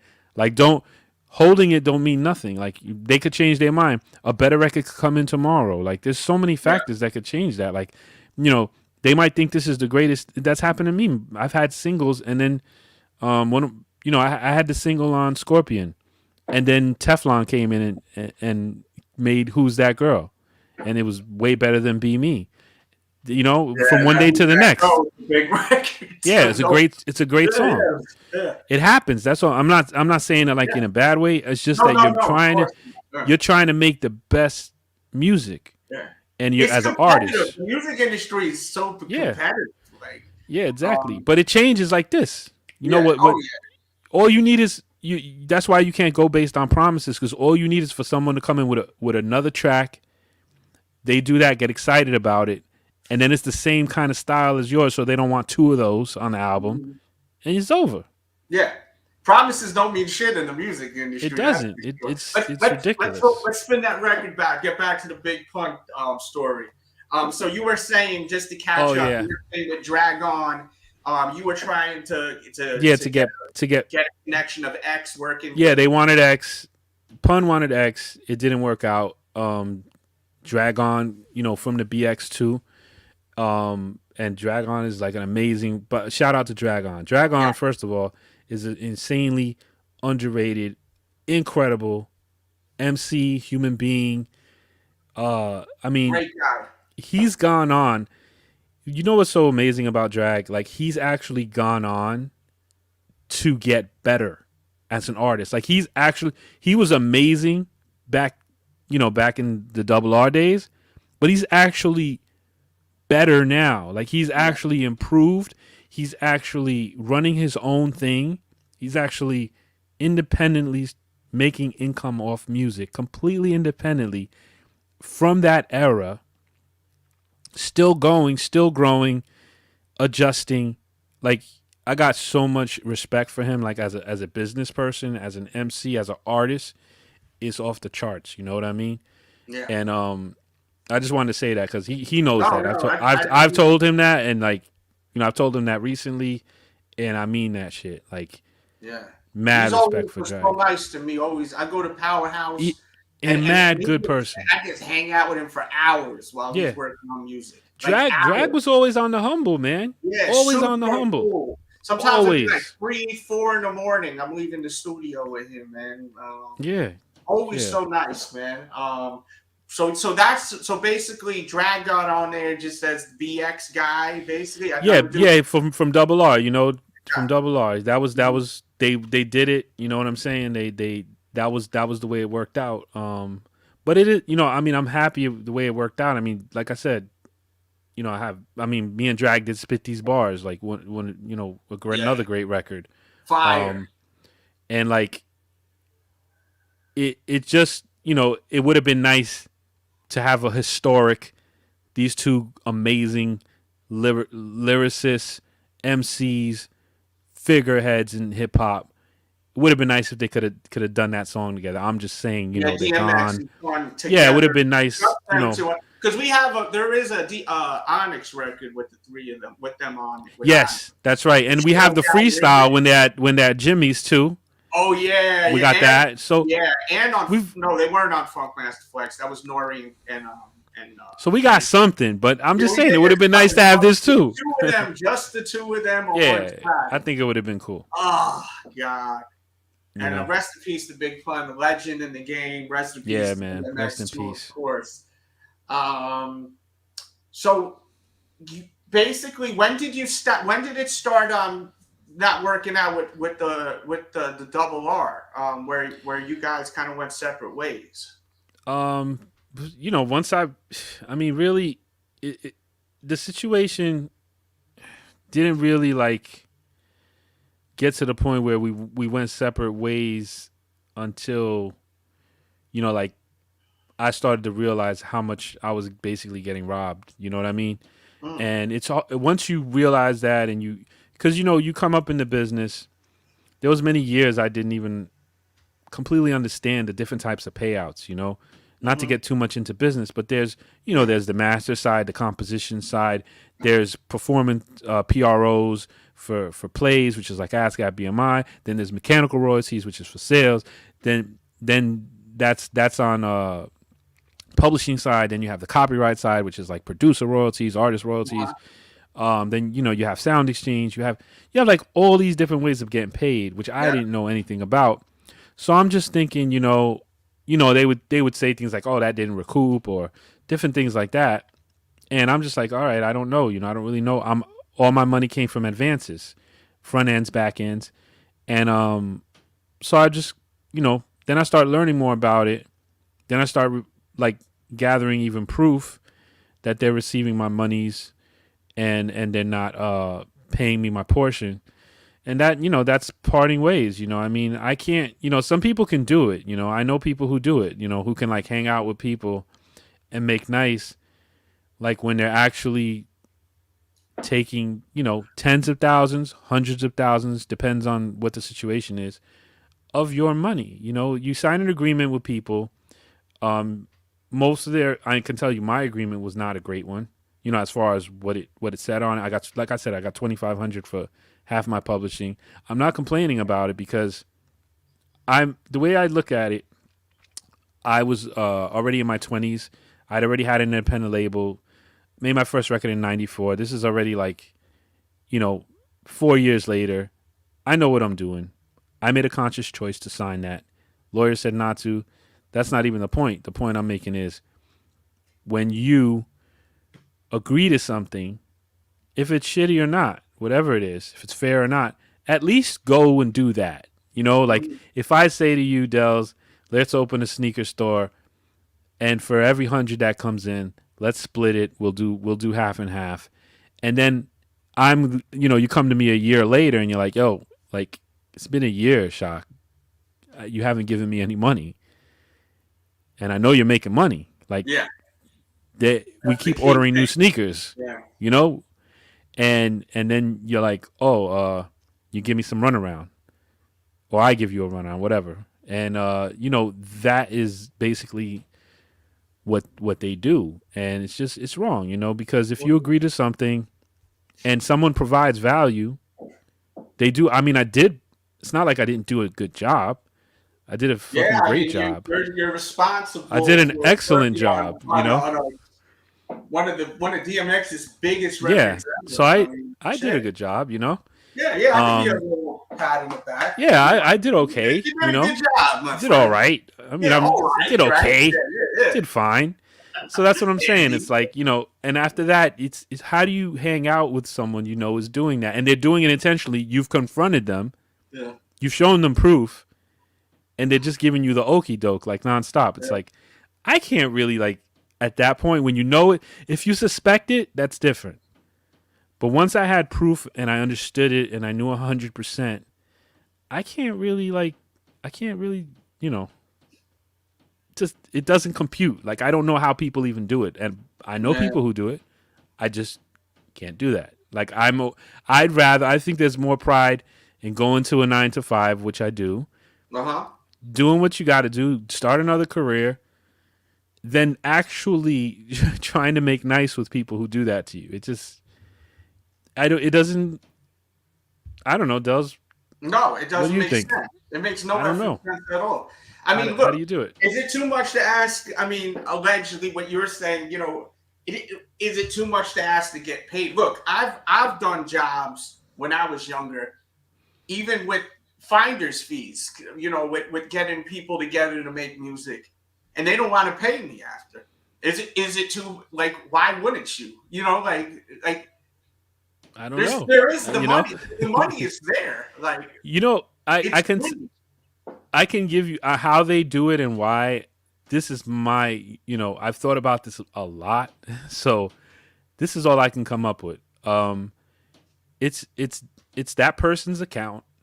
Right, it doesn't go to my account. It goes to that person's account because that's the way the agreement is. They see the money hit, and they're just like, F it. They're like, whatever, 300K hits, right? F it. You know what I'm saying? That's got, Papa needs this and that, and Mama needs this and that, and we could use an upgrade on this and that, and whatever. And yeah, that's Gomez's money, but right now we need to pay the rent over here. We need to do that, and they just do it. And the reason they do it is because they can get away with it. They just ignore. No one, they're so soft on that. Like, legally, people. It's funny because people think you sign these contracts, blah blah blah blah blah, and then you go and why don't you send them a cease and desist letter? They sneeze at that, bro. Like, it's an email. It's like an email. They open it. It says, you've breached the contract. You're not doing your end of it. Legalese though, not the way I'm saying it. Fancy words. Yeah, they look at it and then they go to the next email. Yeah. They don't even discuss it. It's not even a thing. It's like, okay, great. How many of those do they probably get? And it doesn't mean anything. That's why it had to end up in court, because they're gonna ignore, pretend. That's the MO, and it's not just them. It's a thing in the business. It's a standard operating procedure. A lot of producers dealing with situations where they're not getting paid. Yeah. And because sometimes, you know, if you think about it, like look at P Rock and Nas, right? You've got a situation where like P Rock made a song, in my opinion, Nas is number 1, 2, 3, and 4 and 5 for me. Respect to X and everybody else. I don't know exactly what you're talking about for someone that may be new to what you're talking. Okay, so recently Pete Rock filed a lawsuit against Nas for producer royalties for The World Is Yours, which is on Illmatic. In my opinion and many others, the greatest album in hip hop of all time. So what I'm trying to say is, just to help people understand why it gets complicated, is, you know, people say, why did Pete Rock wait this many years?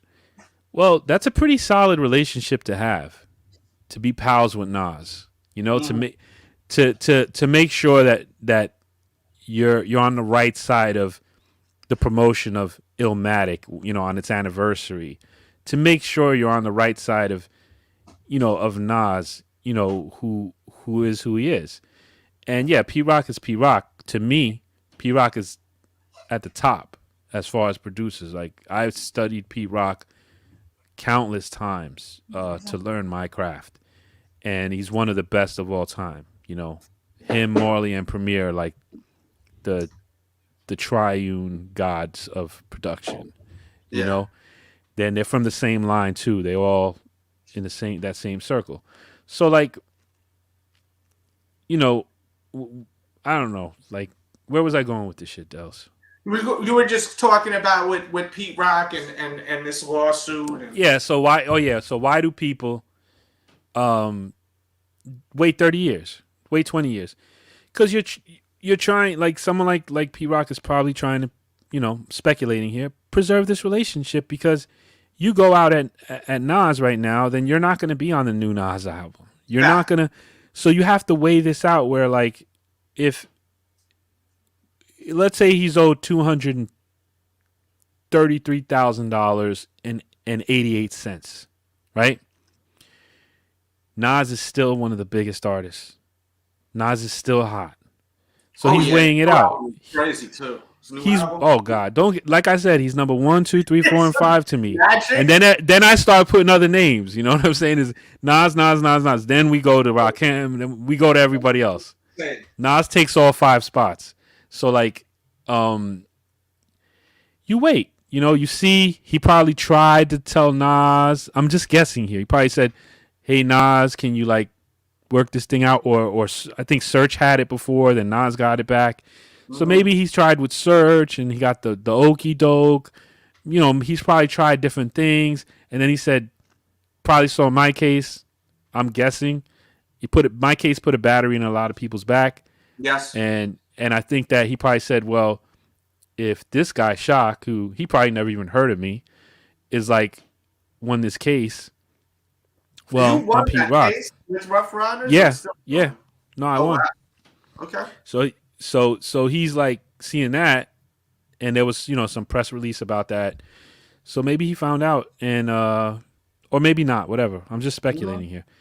But the point is, that's why people wait, you know. And another reason why people wait a very, very long time, like I can give you my excuse. You know, you don't have the money to pay these people. So like, so imagine this. Your pipeline of money is cut off, right? Mm-hmm. You're getting these advances, then all of a sudden you're not getting anything, and then like me and many other producers. By the way, I'm one of my projects I'm working on is a documentary about this. Yeah, we talked about which I can almost, and the paperwork is happening now. So until it's done, I wouldn't say who I'm doing it with. You'll come back when that's ready. But that documentary is going to have a lot of this type of stuff in it. And basically, and there's going to be a lot of other producers, well-known producers that I've already talked to. They're going to be on the documentary. And all our stories are very similar. Your pipeline gets cut off. And then you go and you say, wait a second, let me go get a lawyer. And then the lawyer's like, okay, $15K retainer, $10K retainer. And they're not that confident, a lot of them, that they're going to be able to help you. So, like, that's a big reason why it takes so long, because I used to spam lawyers to the point where a couple of times they would get pissed at me, like, we already met. Like, because all I would do is go online on Google, find a bunch of attorneys, and I would like just send them mad emails. You know, it was like a copy paste type of thing. So it was spam. I would just explain everything, give them a rundown, see if they want to talk. And it took me, I'm not exaggerating, you know, almost 10 years to find someone who would take it, who would work with me in a way that made sense that I could do. And it also, you know, I had to have another career to be able to do this, you know, because if you sue, you're severing a lot of ties. You risk, you know, getting blackballed, shunned. You know, it's a little different now because of the internet, but you know, it's still a factor. You know, that's something to think about. So, you know, go ahead. No, continue, please continue. Oh, so like once the pipeline gets cut off, you're screwed. So this is something that I'm doing. It's called the Shok Fund. It's in the works. It's going to take a little while to do, but I want to do a fund where anyone who's going, yeah, Nas, baby, the world is yours. Pete Rock. I was over there in the corner. This is the original. Man, what a record. My God. Original vinyl. I bought this one well, I didn't buy it. I actually took it from my friend's older brother, actually. I was still not good, but still in good shape. That what a record, man. My God. Oh God. And the remix was amazing. And but you know, let's just, I'm digressing, but I gotta say this. Like, can we just digest this as like a hip hop community? The guy who made The World Is Yours. I mean, P Rock's a legend, but let's just say it doesn't matter who he is. He didn't get producer royalties since day one. I mean, come on, man. We gotta do something about this. This is a masterpiece. And then on my end, the guy who made Slippin', you know what I'm saying? Who brought that to you all, to enjoy, to get you through hard times. The guy who made the sound bed of DMX's magnum opus, still to this day, even though I won my case, they're still receiving those royalties. I could explain that, but that'll take too long. Yeah. That's gonna, God willing, that it's gonna get fixed soon. But it's a bad situation, and unless we talk about it, it's not gonna get better. And you know, so I want to do the Shok Fund. I'm doing the documentary. Documentary is gonna explain the history of oppression. You know, I'm in, you know, a black industry. You know, I make black music. I'm the minority in it. And it stems from the oppression, in my opinion, and we're gonna go into the historic part of this in the documentary of black people, and that's why they think they can get away with this, and that's why. But the problem is that instead of doing better, you know, you learn from the oppressor, and then instead of being better and doing better, you mimic what the oppressor did to you in the past to your own people, and that's some BS, man. Like, we got to do better than that. We have to do better than that. Like, we can't become what we hated. That's crazy. Like, you know, to criticize what people do and did to you and then do that back to your own. It's like, it's just crazy, man. And to justify it by maybe you got robbed or something like that, that's just baloney, man. Like, we got to do better. And that's, you know, like this next chapter in my life, you know, I'm never going to stop making music. It doesn't matter what's going on. I love music and I love making music. I don't need a platform for that. If it's me in my little corner, I'm fine. But I want to do, you know, this next chapter of my career is going to be to bring awareness, to make changes, and to really, you know, try and help people not to be in these situations, give them resources, educate, and you know, just a billion other things. Plus, without, you know, I don't want to like take up too much time on that, but it's a dream of mine. The Shok Fund, the documentary. I'm working on, you know, I have music coming. You know, I'm waiting for someone to sing a chorus on a song where it's actually me rapping with some help. You know, I got someone. I wrote the whole thing, but then I got someone like making me sound like a real rapper. Okay. Because I have something to say. It's about what's happened to me, you know, and I feel like I'm a musician, I'm a producer, and I think that the best way for me to express myself is through what I love and what I'm good at. You know, I'm working on a book too. So, you know, all this stuff, you know, that takes time. I have like maybe 60, 70 pages of it.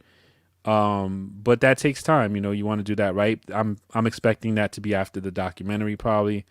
I don't expect that to happen so fast, you know? So, you know, I got a plan, like a 5-year plan, and those are the things I want to do. Organization and goals. Yeah. Yeah, and that's what I want to do. In between, I'm doing music, though, you know, shokbeats.com. Follow me at DJ Shok Beats on Instagram. That's in the description, too, by the way. His Dope. Instagram. Yeah. Yeah, man, because, you know, my platform is not that big. I joked today because, yo, like some people have big platforms. Yo, it's mad hard to get people to follow you. Like, I just want to say that, yo. Like, I have every reason to be followed. Like, you know what I'm saying? Like, I have a track record. I mean, I've worked, like, the list is stupid, you know, of the people I've made records for and hits. I mean, Rod Digger and Busta Imperial, that's a smash, you know, probably one of her biggest records. And on and, you know, and I even forget, like, I have to remember, you know, Snoop and Jadakiss. Oh, yeah, we got to go there. Let's go there real quickly, man. Cruising, baby. Yeah, talk man. about that record, man. Please talk about Cruising. That Cruising came about because I wanted to do like a 50s type of vibe record. So I went to Tower Records and the one on Central Avenue. Yeah, of course. In Yonkers. Open until 12 p.m. 12 Yep. midnight. I went there. I used to go there all the time. And so I went there and I'm like, damn, I'm just looking at covers, just like if I was buying records, you know, can't play them.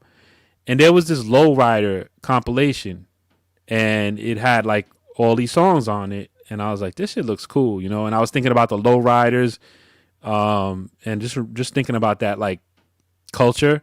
And I was like, yo, they must have some dope stuff on here. So I bought that, and the song that I didn't sample it, but it was interpolated, like the chorus, like the beat I made, and then the chorus came from that song, and it was the same thing. It was like it was like cruising, baby. Come ride with me, cruising, baby. That's like the old song. And then, so we, you know, I had like just this little piano, dun, dun, dun, dun, dun, dun, dun, you know, that was the best I could do for a swing, like from that time. And then I just put, you know, like some West Coast drums on it, like the West Coast snare. So dope, bro. And yeah, man. So that was a cool record, and it was cool to just have Snoop on a song. And Kiss and Snoop, the way Snoop came in there too, and shout to OD and Rita. They sang that chorus and they sang a few. Yeah, that's Orlando. OD. I love it. And man. Rita, yeah, Rita Cashmere. Shout out to them. Rita and OD, they killed that chorus. Record. Yo, funny story. Rest in peace to Amori. I got an early copy of it. And then there was like this guy who was on American Idol who used to sing. And he was like horrible. And he was a viral sensation. He was this Asian dude. I forgot what his name was, but he ended up coming out with a whole album and it was horrible. It was like he was like one of them goofs that doesn't know how to sing that's on there. Okay. I was like, yo, I got the Kiss album early. Drove up to his crib. I was like, I put it in it's in the mailbox, bro. Go get it. He's like, yo, I'm gonna get it in a minute. So I said, I gotta go. He went in there. He thought it was that Kiss album. What was it? That the one you said? William Hung, I think his name was. William Hung. Yo, it was mad funny, baby, that album, man. That is funny. And then I hid it in his bushes. I said, yo, you can I got the actual real CD because I think Interscope he was under. They gave me some advanced copies of that shit. Oh my God. Yeah, it was super foul what I did. But yeah, that was a dope. And that's dope that you actually have a record with Kiss and Snoop Dogg. I mean, yeah, that is pretty dope. As kids, I mean, another big moment for me, which put a little battery in my back creatively, was when they did the verses with Snoop and X. And when Snoop was like, when he said, he was like, oh, don't tell me you playing my shit. And then he puts on Slippin', and then he said he had goosebumps. He said it's like an ice box. Snoop was like, it's like an ice box in here. I got so many goosebumps. I know. And that was pretty cool, man. You know, to see and the chat went crazy was slipping. It just went berserk. What I loved about that versus the ad-libbing between with Snoop. Yeah, that was dope. Oh, it was a pretty good It versus. was insane. That was a brilliant booking. And that was one verse I did not count to see if it was who was winning, right? I was just like, I just can't believe it was in the studio. It was because it was a great matchup too, because I mean the dog and the dog, right? Yes. I mean it was brilliant. It was perfect. It was like East Coast dog, West Coast dog. Yeah. Oh, it was so effing good, man. And I was just reading the comments, which I haven't been reading, but someone's talking about like Randy Sam. Shout out to Randy. He's talking about like my early stuff. Like that's just something that a lot of people don't realize is like, you know, when I had my independent label, I did a lot of like underground hits. You know, I did Shock Therapy. I did the high tech stuff. I mean, high tech became we talked about that at the beginning, by the way, Randy. Make sure we did real quick. Yeah. And like that whole era, like I did a lot of independent stuff, and we've done some re-releases, and that's really where I come from, you know. So when I went to Ruff Ryders, I had to adjust my sound a little bit. Things were changing, less sampling, but that's my heart, man. You know, that underground from the mid '90s, like that edge and the sampling. That's definitely my heart. I just wanted to shout out Randy. Oh, no, 100%, man. So we went to Jadakiss. We got to go to Styles P because you had 2 placements, right, on SP? Yeah. Damn, this black record. Hold up, I got to big up Jason too. Jason Michael, he's like, okay. And I'm not gonna lie, I got into beats from DJ Shok and DJ Premier. Like, just he mentioned me in the sentence with Premier, so yeah. I gotta look at that real quick. So I'm sorry, man. I got distracted. My name was mentioned next to Premier, so I had to like. Let's get into I had to see that real quickly. Shout out to everyone that's watching live. No Name Misfits. I'm hated on 24/7. Sean, Steve Smithers, Sam Surrey, Henry. Shout out to Henry in the chat. Shout out to Keegan, the #1 vegan. Shout out to G Fish. Shout out to DMJ Reptiles. Shout out to Jesus. Shout out to Shannon, my girl. What's up, girl? I can't wait to get that package from you. I'm so excited. Killer Ma, Fat Boy Kicks in here. Man, shout out to everyone that's in here, man. Hawaii Rams fan, Pain 82 from the D. Mr. Bailey in the building. Man, there's so many people in here. I'm just trying to get to you all. What up? 36, excuse me. Everyone that's up in here, man, much love. If I missed you, I'm sorry. Jason Michaels, salute to Jason Michaels. Doobie Sonics. Jordan, my guy Jordan, salute. Everyone, man, God bless. I'm so happy to see you all in here, and I hope you're enjoying this conversation. Hit the thumbs up and share it. Share these videos. It's important. Yeah. If you see something you like, share. And go follow me, man. I need some followers because I don't buy none of my followers. Mine's real. That's why I only got like 2,000 something, man. Yeah. Like those were hard-earned followers. Yes, but you're consistent on there. You're gonna get more followers. You will be getting.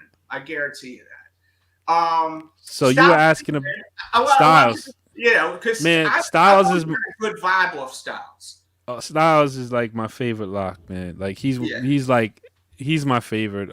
As you know, like as an MC, like Jada. I mean, Sheik is incredible. They're all dope. You know what I'm saying? But for some reason, like I like SP because he treads that line wonderfully between like my backpack hip hop and my street hip hop. Oh, like SP is a master. Record. Yes, woo. He's a master because he's very street rap, but he's also very lyrical. Like he's not like I see Kiss as like mostly street, but he's got some lyrics in there, but they're more like in the Biggie lyrical context, right? Yeah. But I see Styles like he's kind of, you know, like I said, Nas. That's my MC.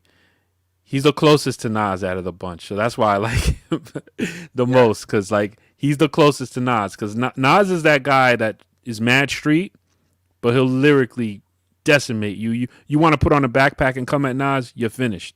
Oh, you want to come with some street gun stuff, you're finished. It doesn't matter. That's why I feel like he's the epitome because he's like smack dead center of that whole thing. He can go anywhere and he's good.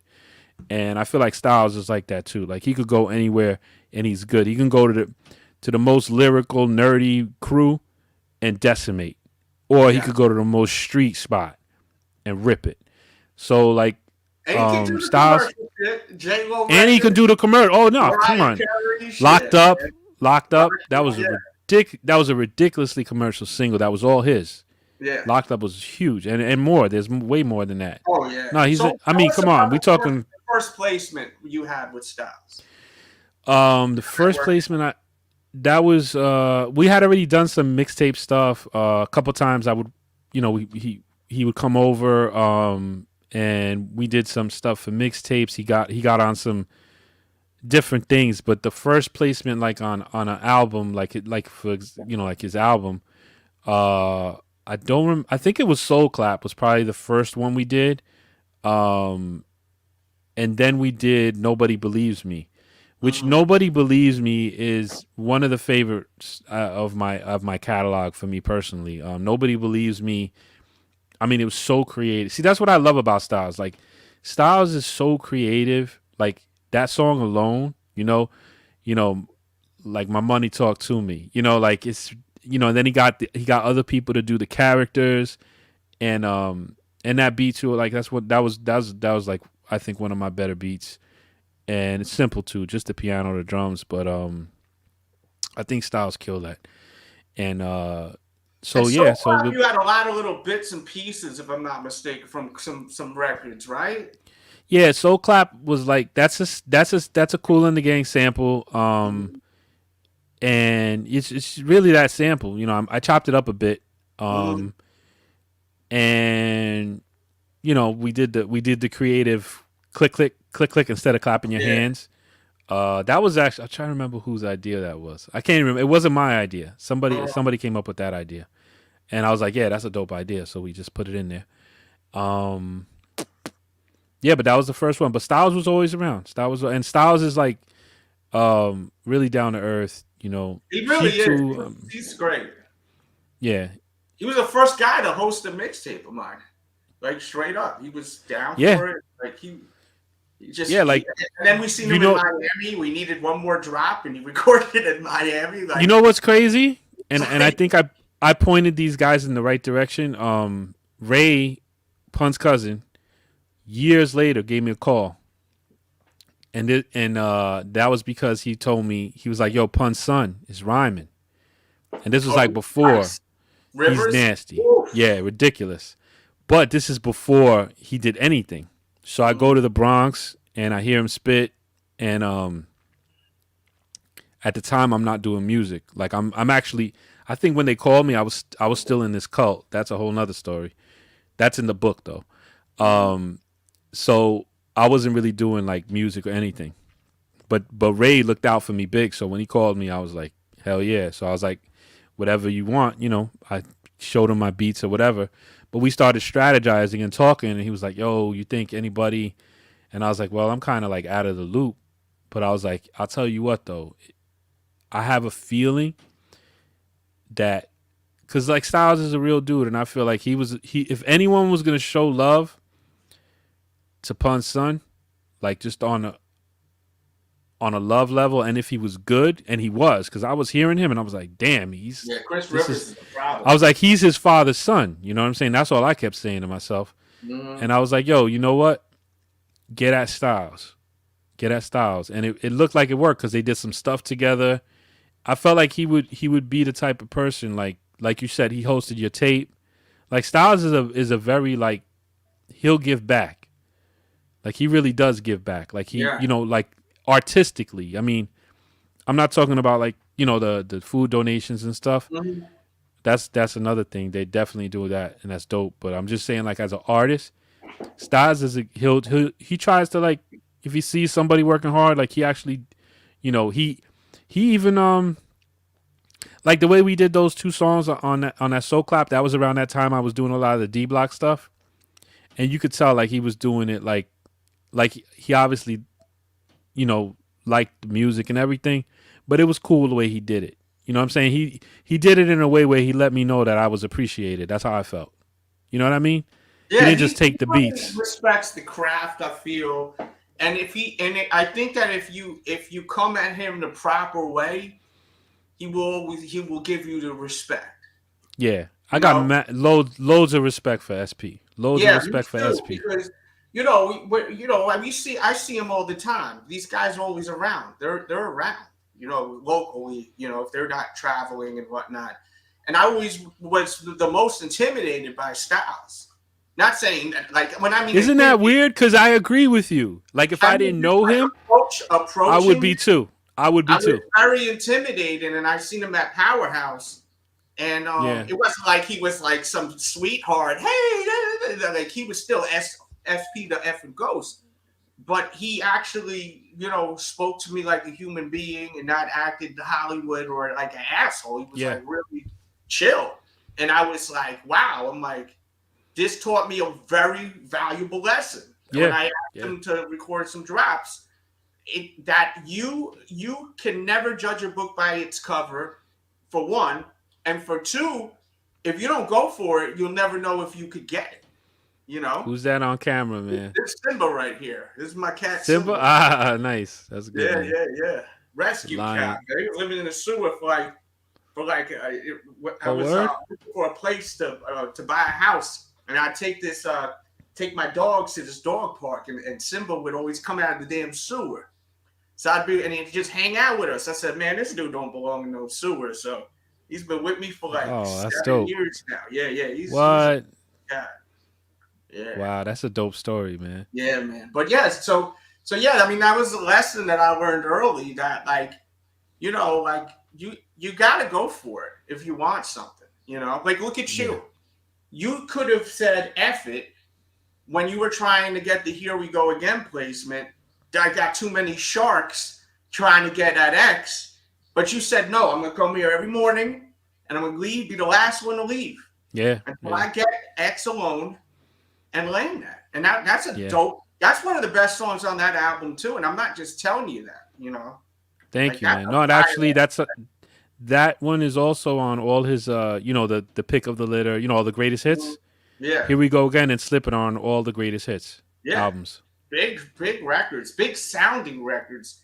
And it's just crazy to think that record was just the piano and the drums at first. Yeah, that's all it was. There's a lot.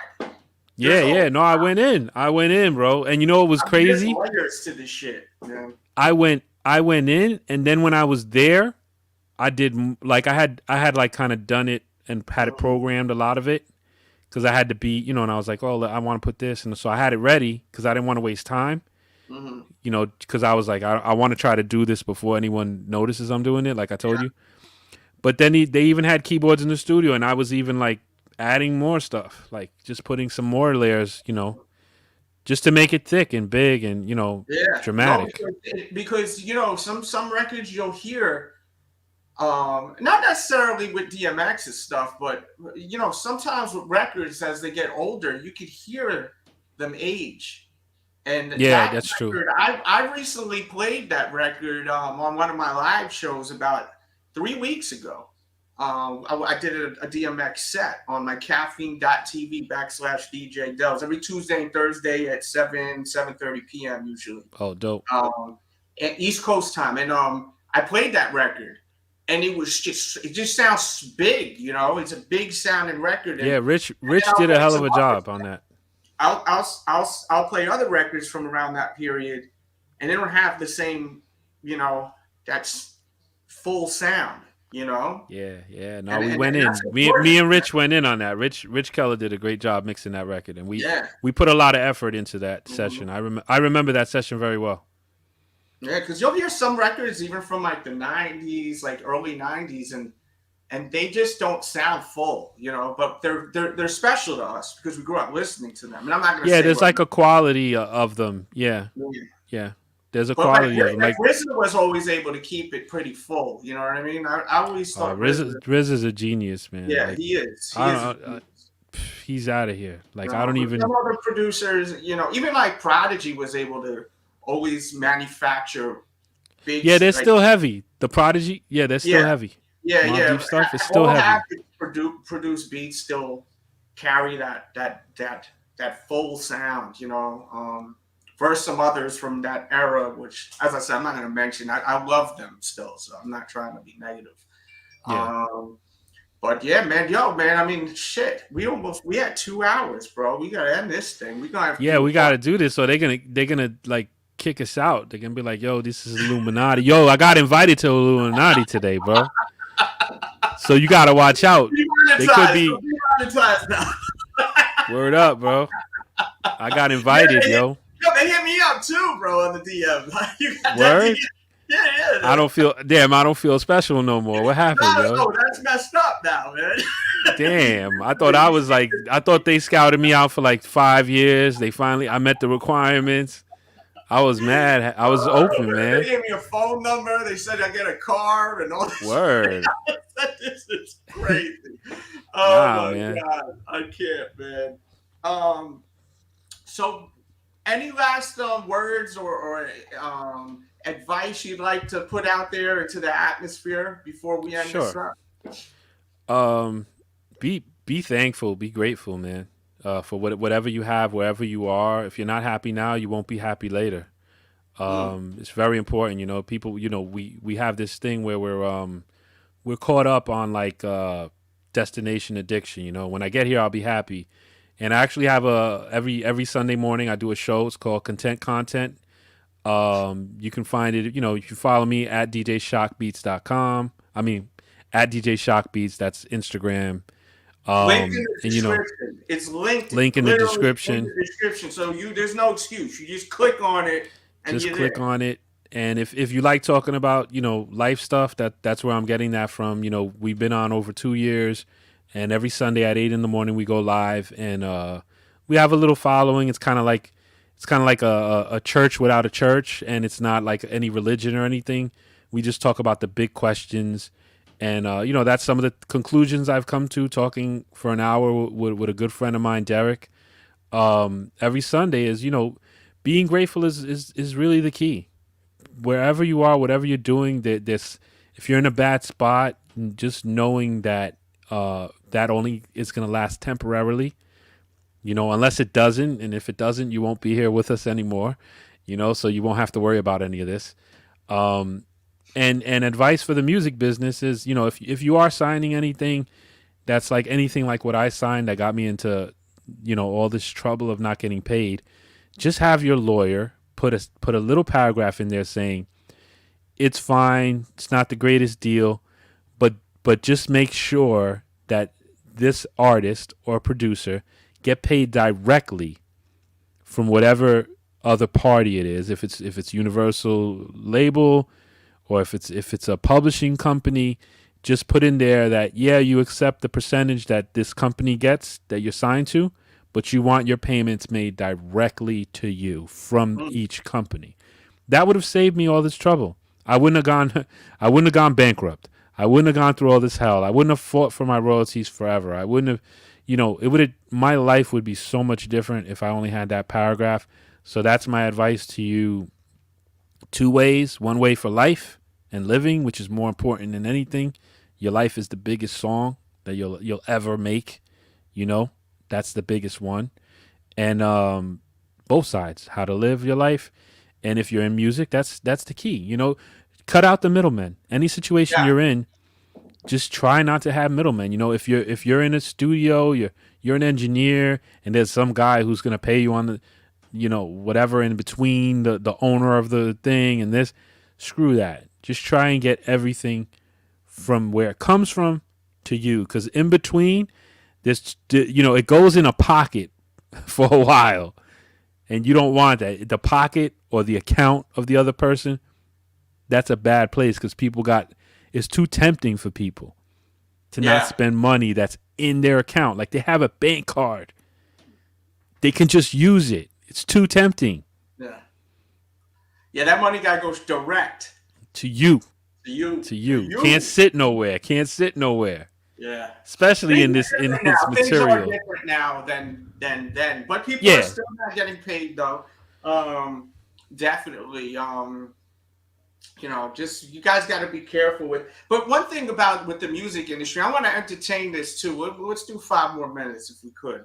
How do you feel about these artists now still signing to major labels when they could just shoot their own music videos and everything's done digitally?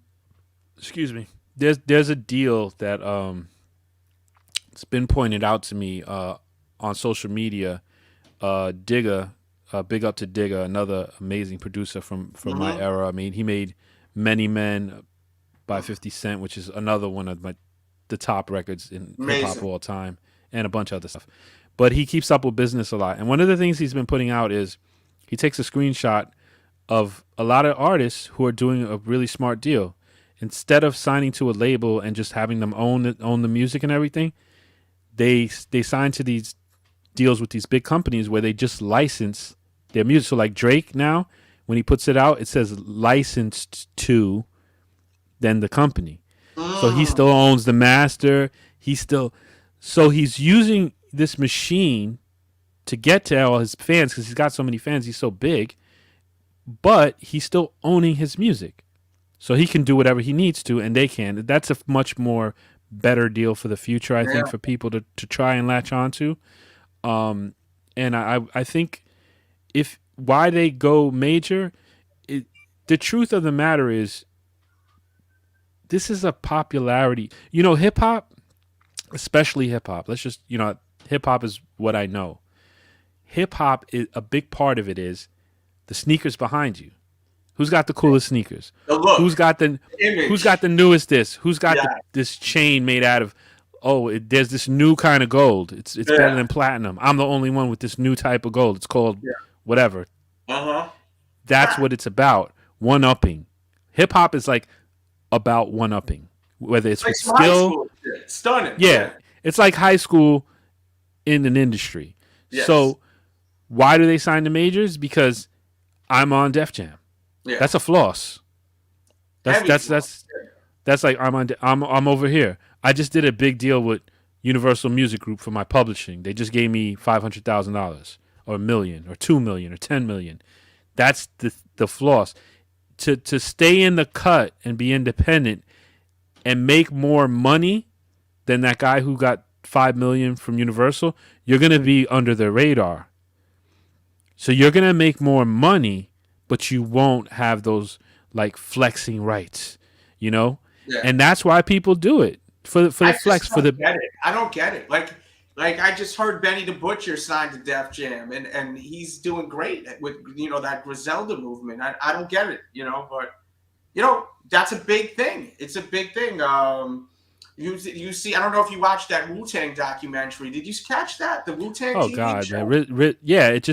It reinforced how brilliant RZA is as a businessman. But you caught ODB at the end of that last season. Yeah. He was so pissed off when RZA was like, we signed you with Elektra, you're going to own your master. I know.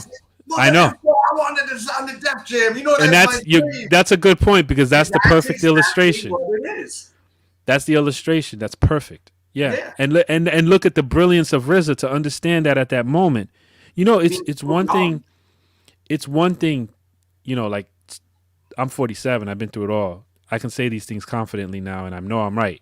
Mm-hmm. But to be 20-something like RZA and have that wisdom, patience, and to make those moves in that way and try to explain it to everybody and put up with everybody, like even if half of that stuff is true, he's still like someone I mad respect. I already respected him already, but like after the doc, I respect him like even more, like, for what he did, like it just reinforced it. And like I said, even if half of it's true, I'm still, give him mad props, and that's the real props. You know what I'm saying? To retain masters, he had so many deals, it's ridiculous. Like the stuff no one ever to this day has even come close to the business that Wu-Tang did when they came in the game. No one has even come close. During those times. But even to this day, bro, they had deals everywhere. Every major had. It's easier to have more power now. They had multiple resources now.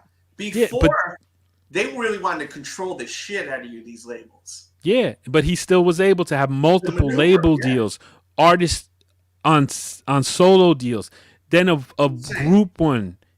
Craziness, bro. Yeah. Like he mad props to that guy. Yeah, he's a genius, man. We're gonna come back to a part 2, definitely, man. There's so much more. Man. When once he got some more things in order, because I know he's got a lot of cool stuff going on. I've known this man for over a decade, so we've known each other a long time, man. Yeah, that's why I was looking forward to coming on, because like I know the energy you have, and I knew I would feel comfortable and we'd have like a good vibe. You know what I mean? Like that doesn't happen all the time. You know, that's it. It takes a certain like personality. You know. So shout out to Delz. I try to keep my interviews like just a conversation, because that's what it should be. You know. Yeah, but you're natural, man. So why and why you know what I mean? It's like but you're natural, bro. Big up to you, Delz, and thank you for having me on here. And I can see why you got people watching you, because you're very good at this, bro. And I knew you. Look at this guy. He said the songs you made, I pissed my mom off playing. Good. That's all I ever wanted. That's all I ever wanted. That's amazing, right? I mean, that's it. Man, we're gonna get up out of here. Hit the thumbs up button, share this video, please follow him. But really important, share these videos. It takes 2 seconds. Just hit the share button and then hit Facebook and Twitter. You love hip hop, share it with some hip hop heads, all right? We love y'all. Much love.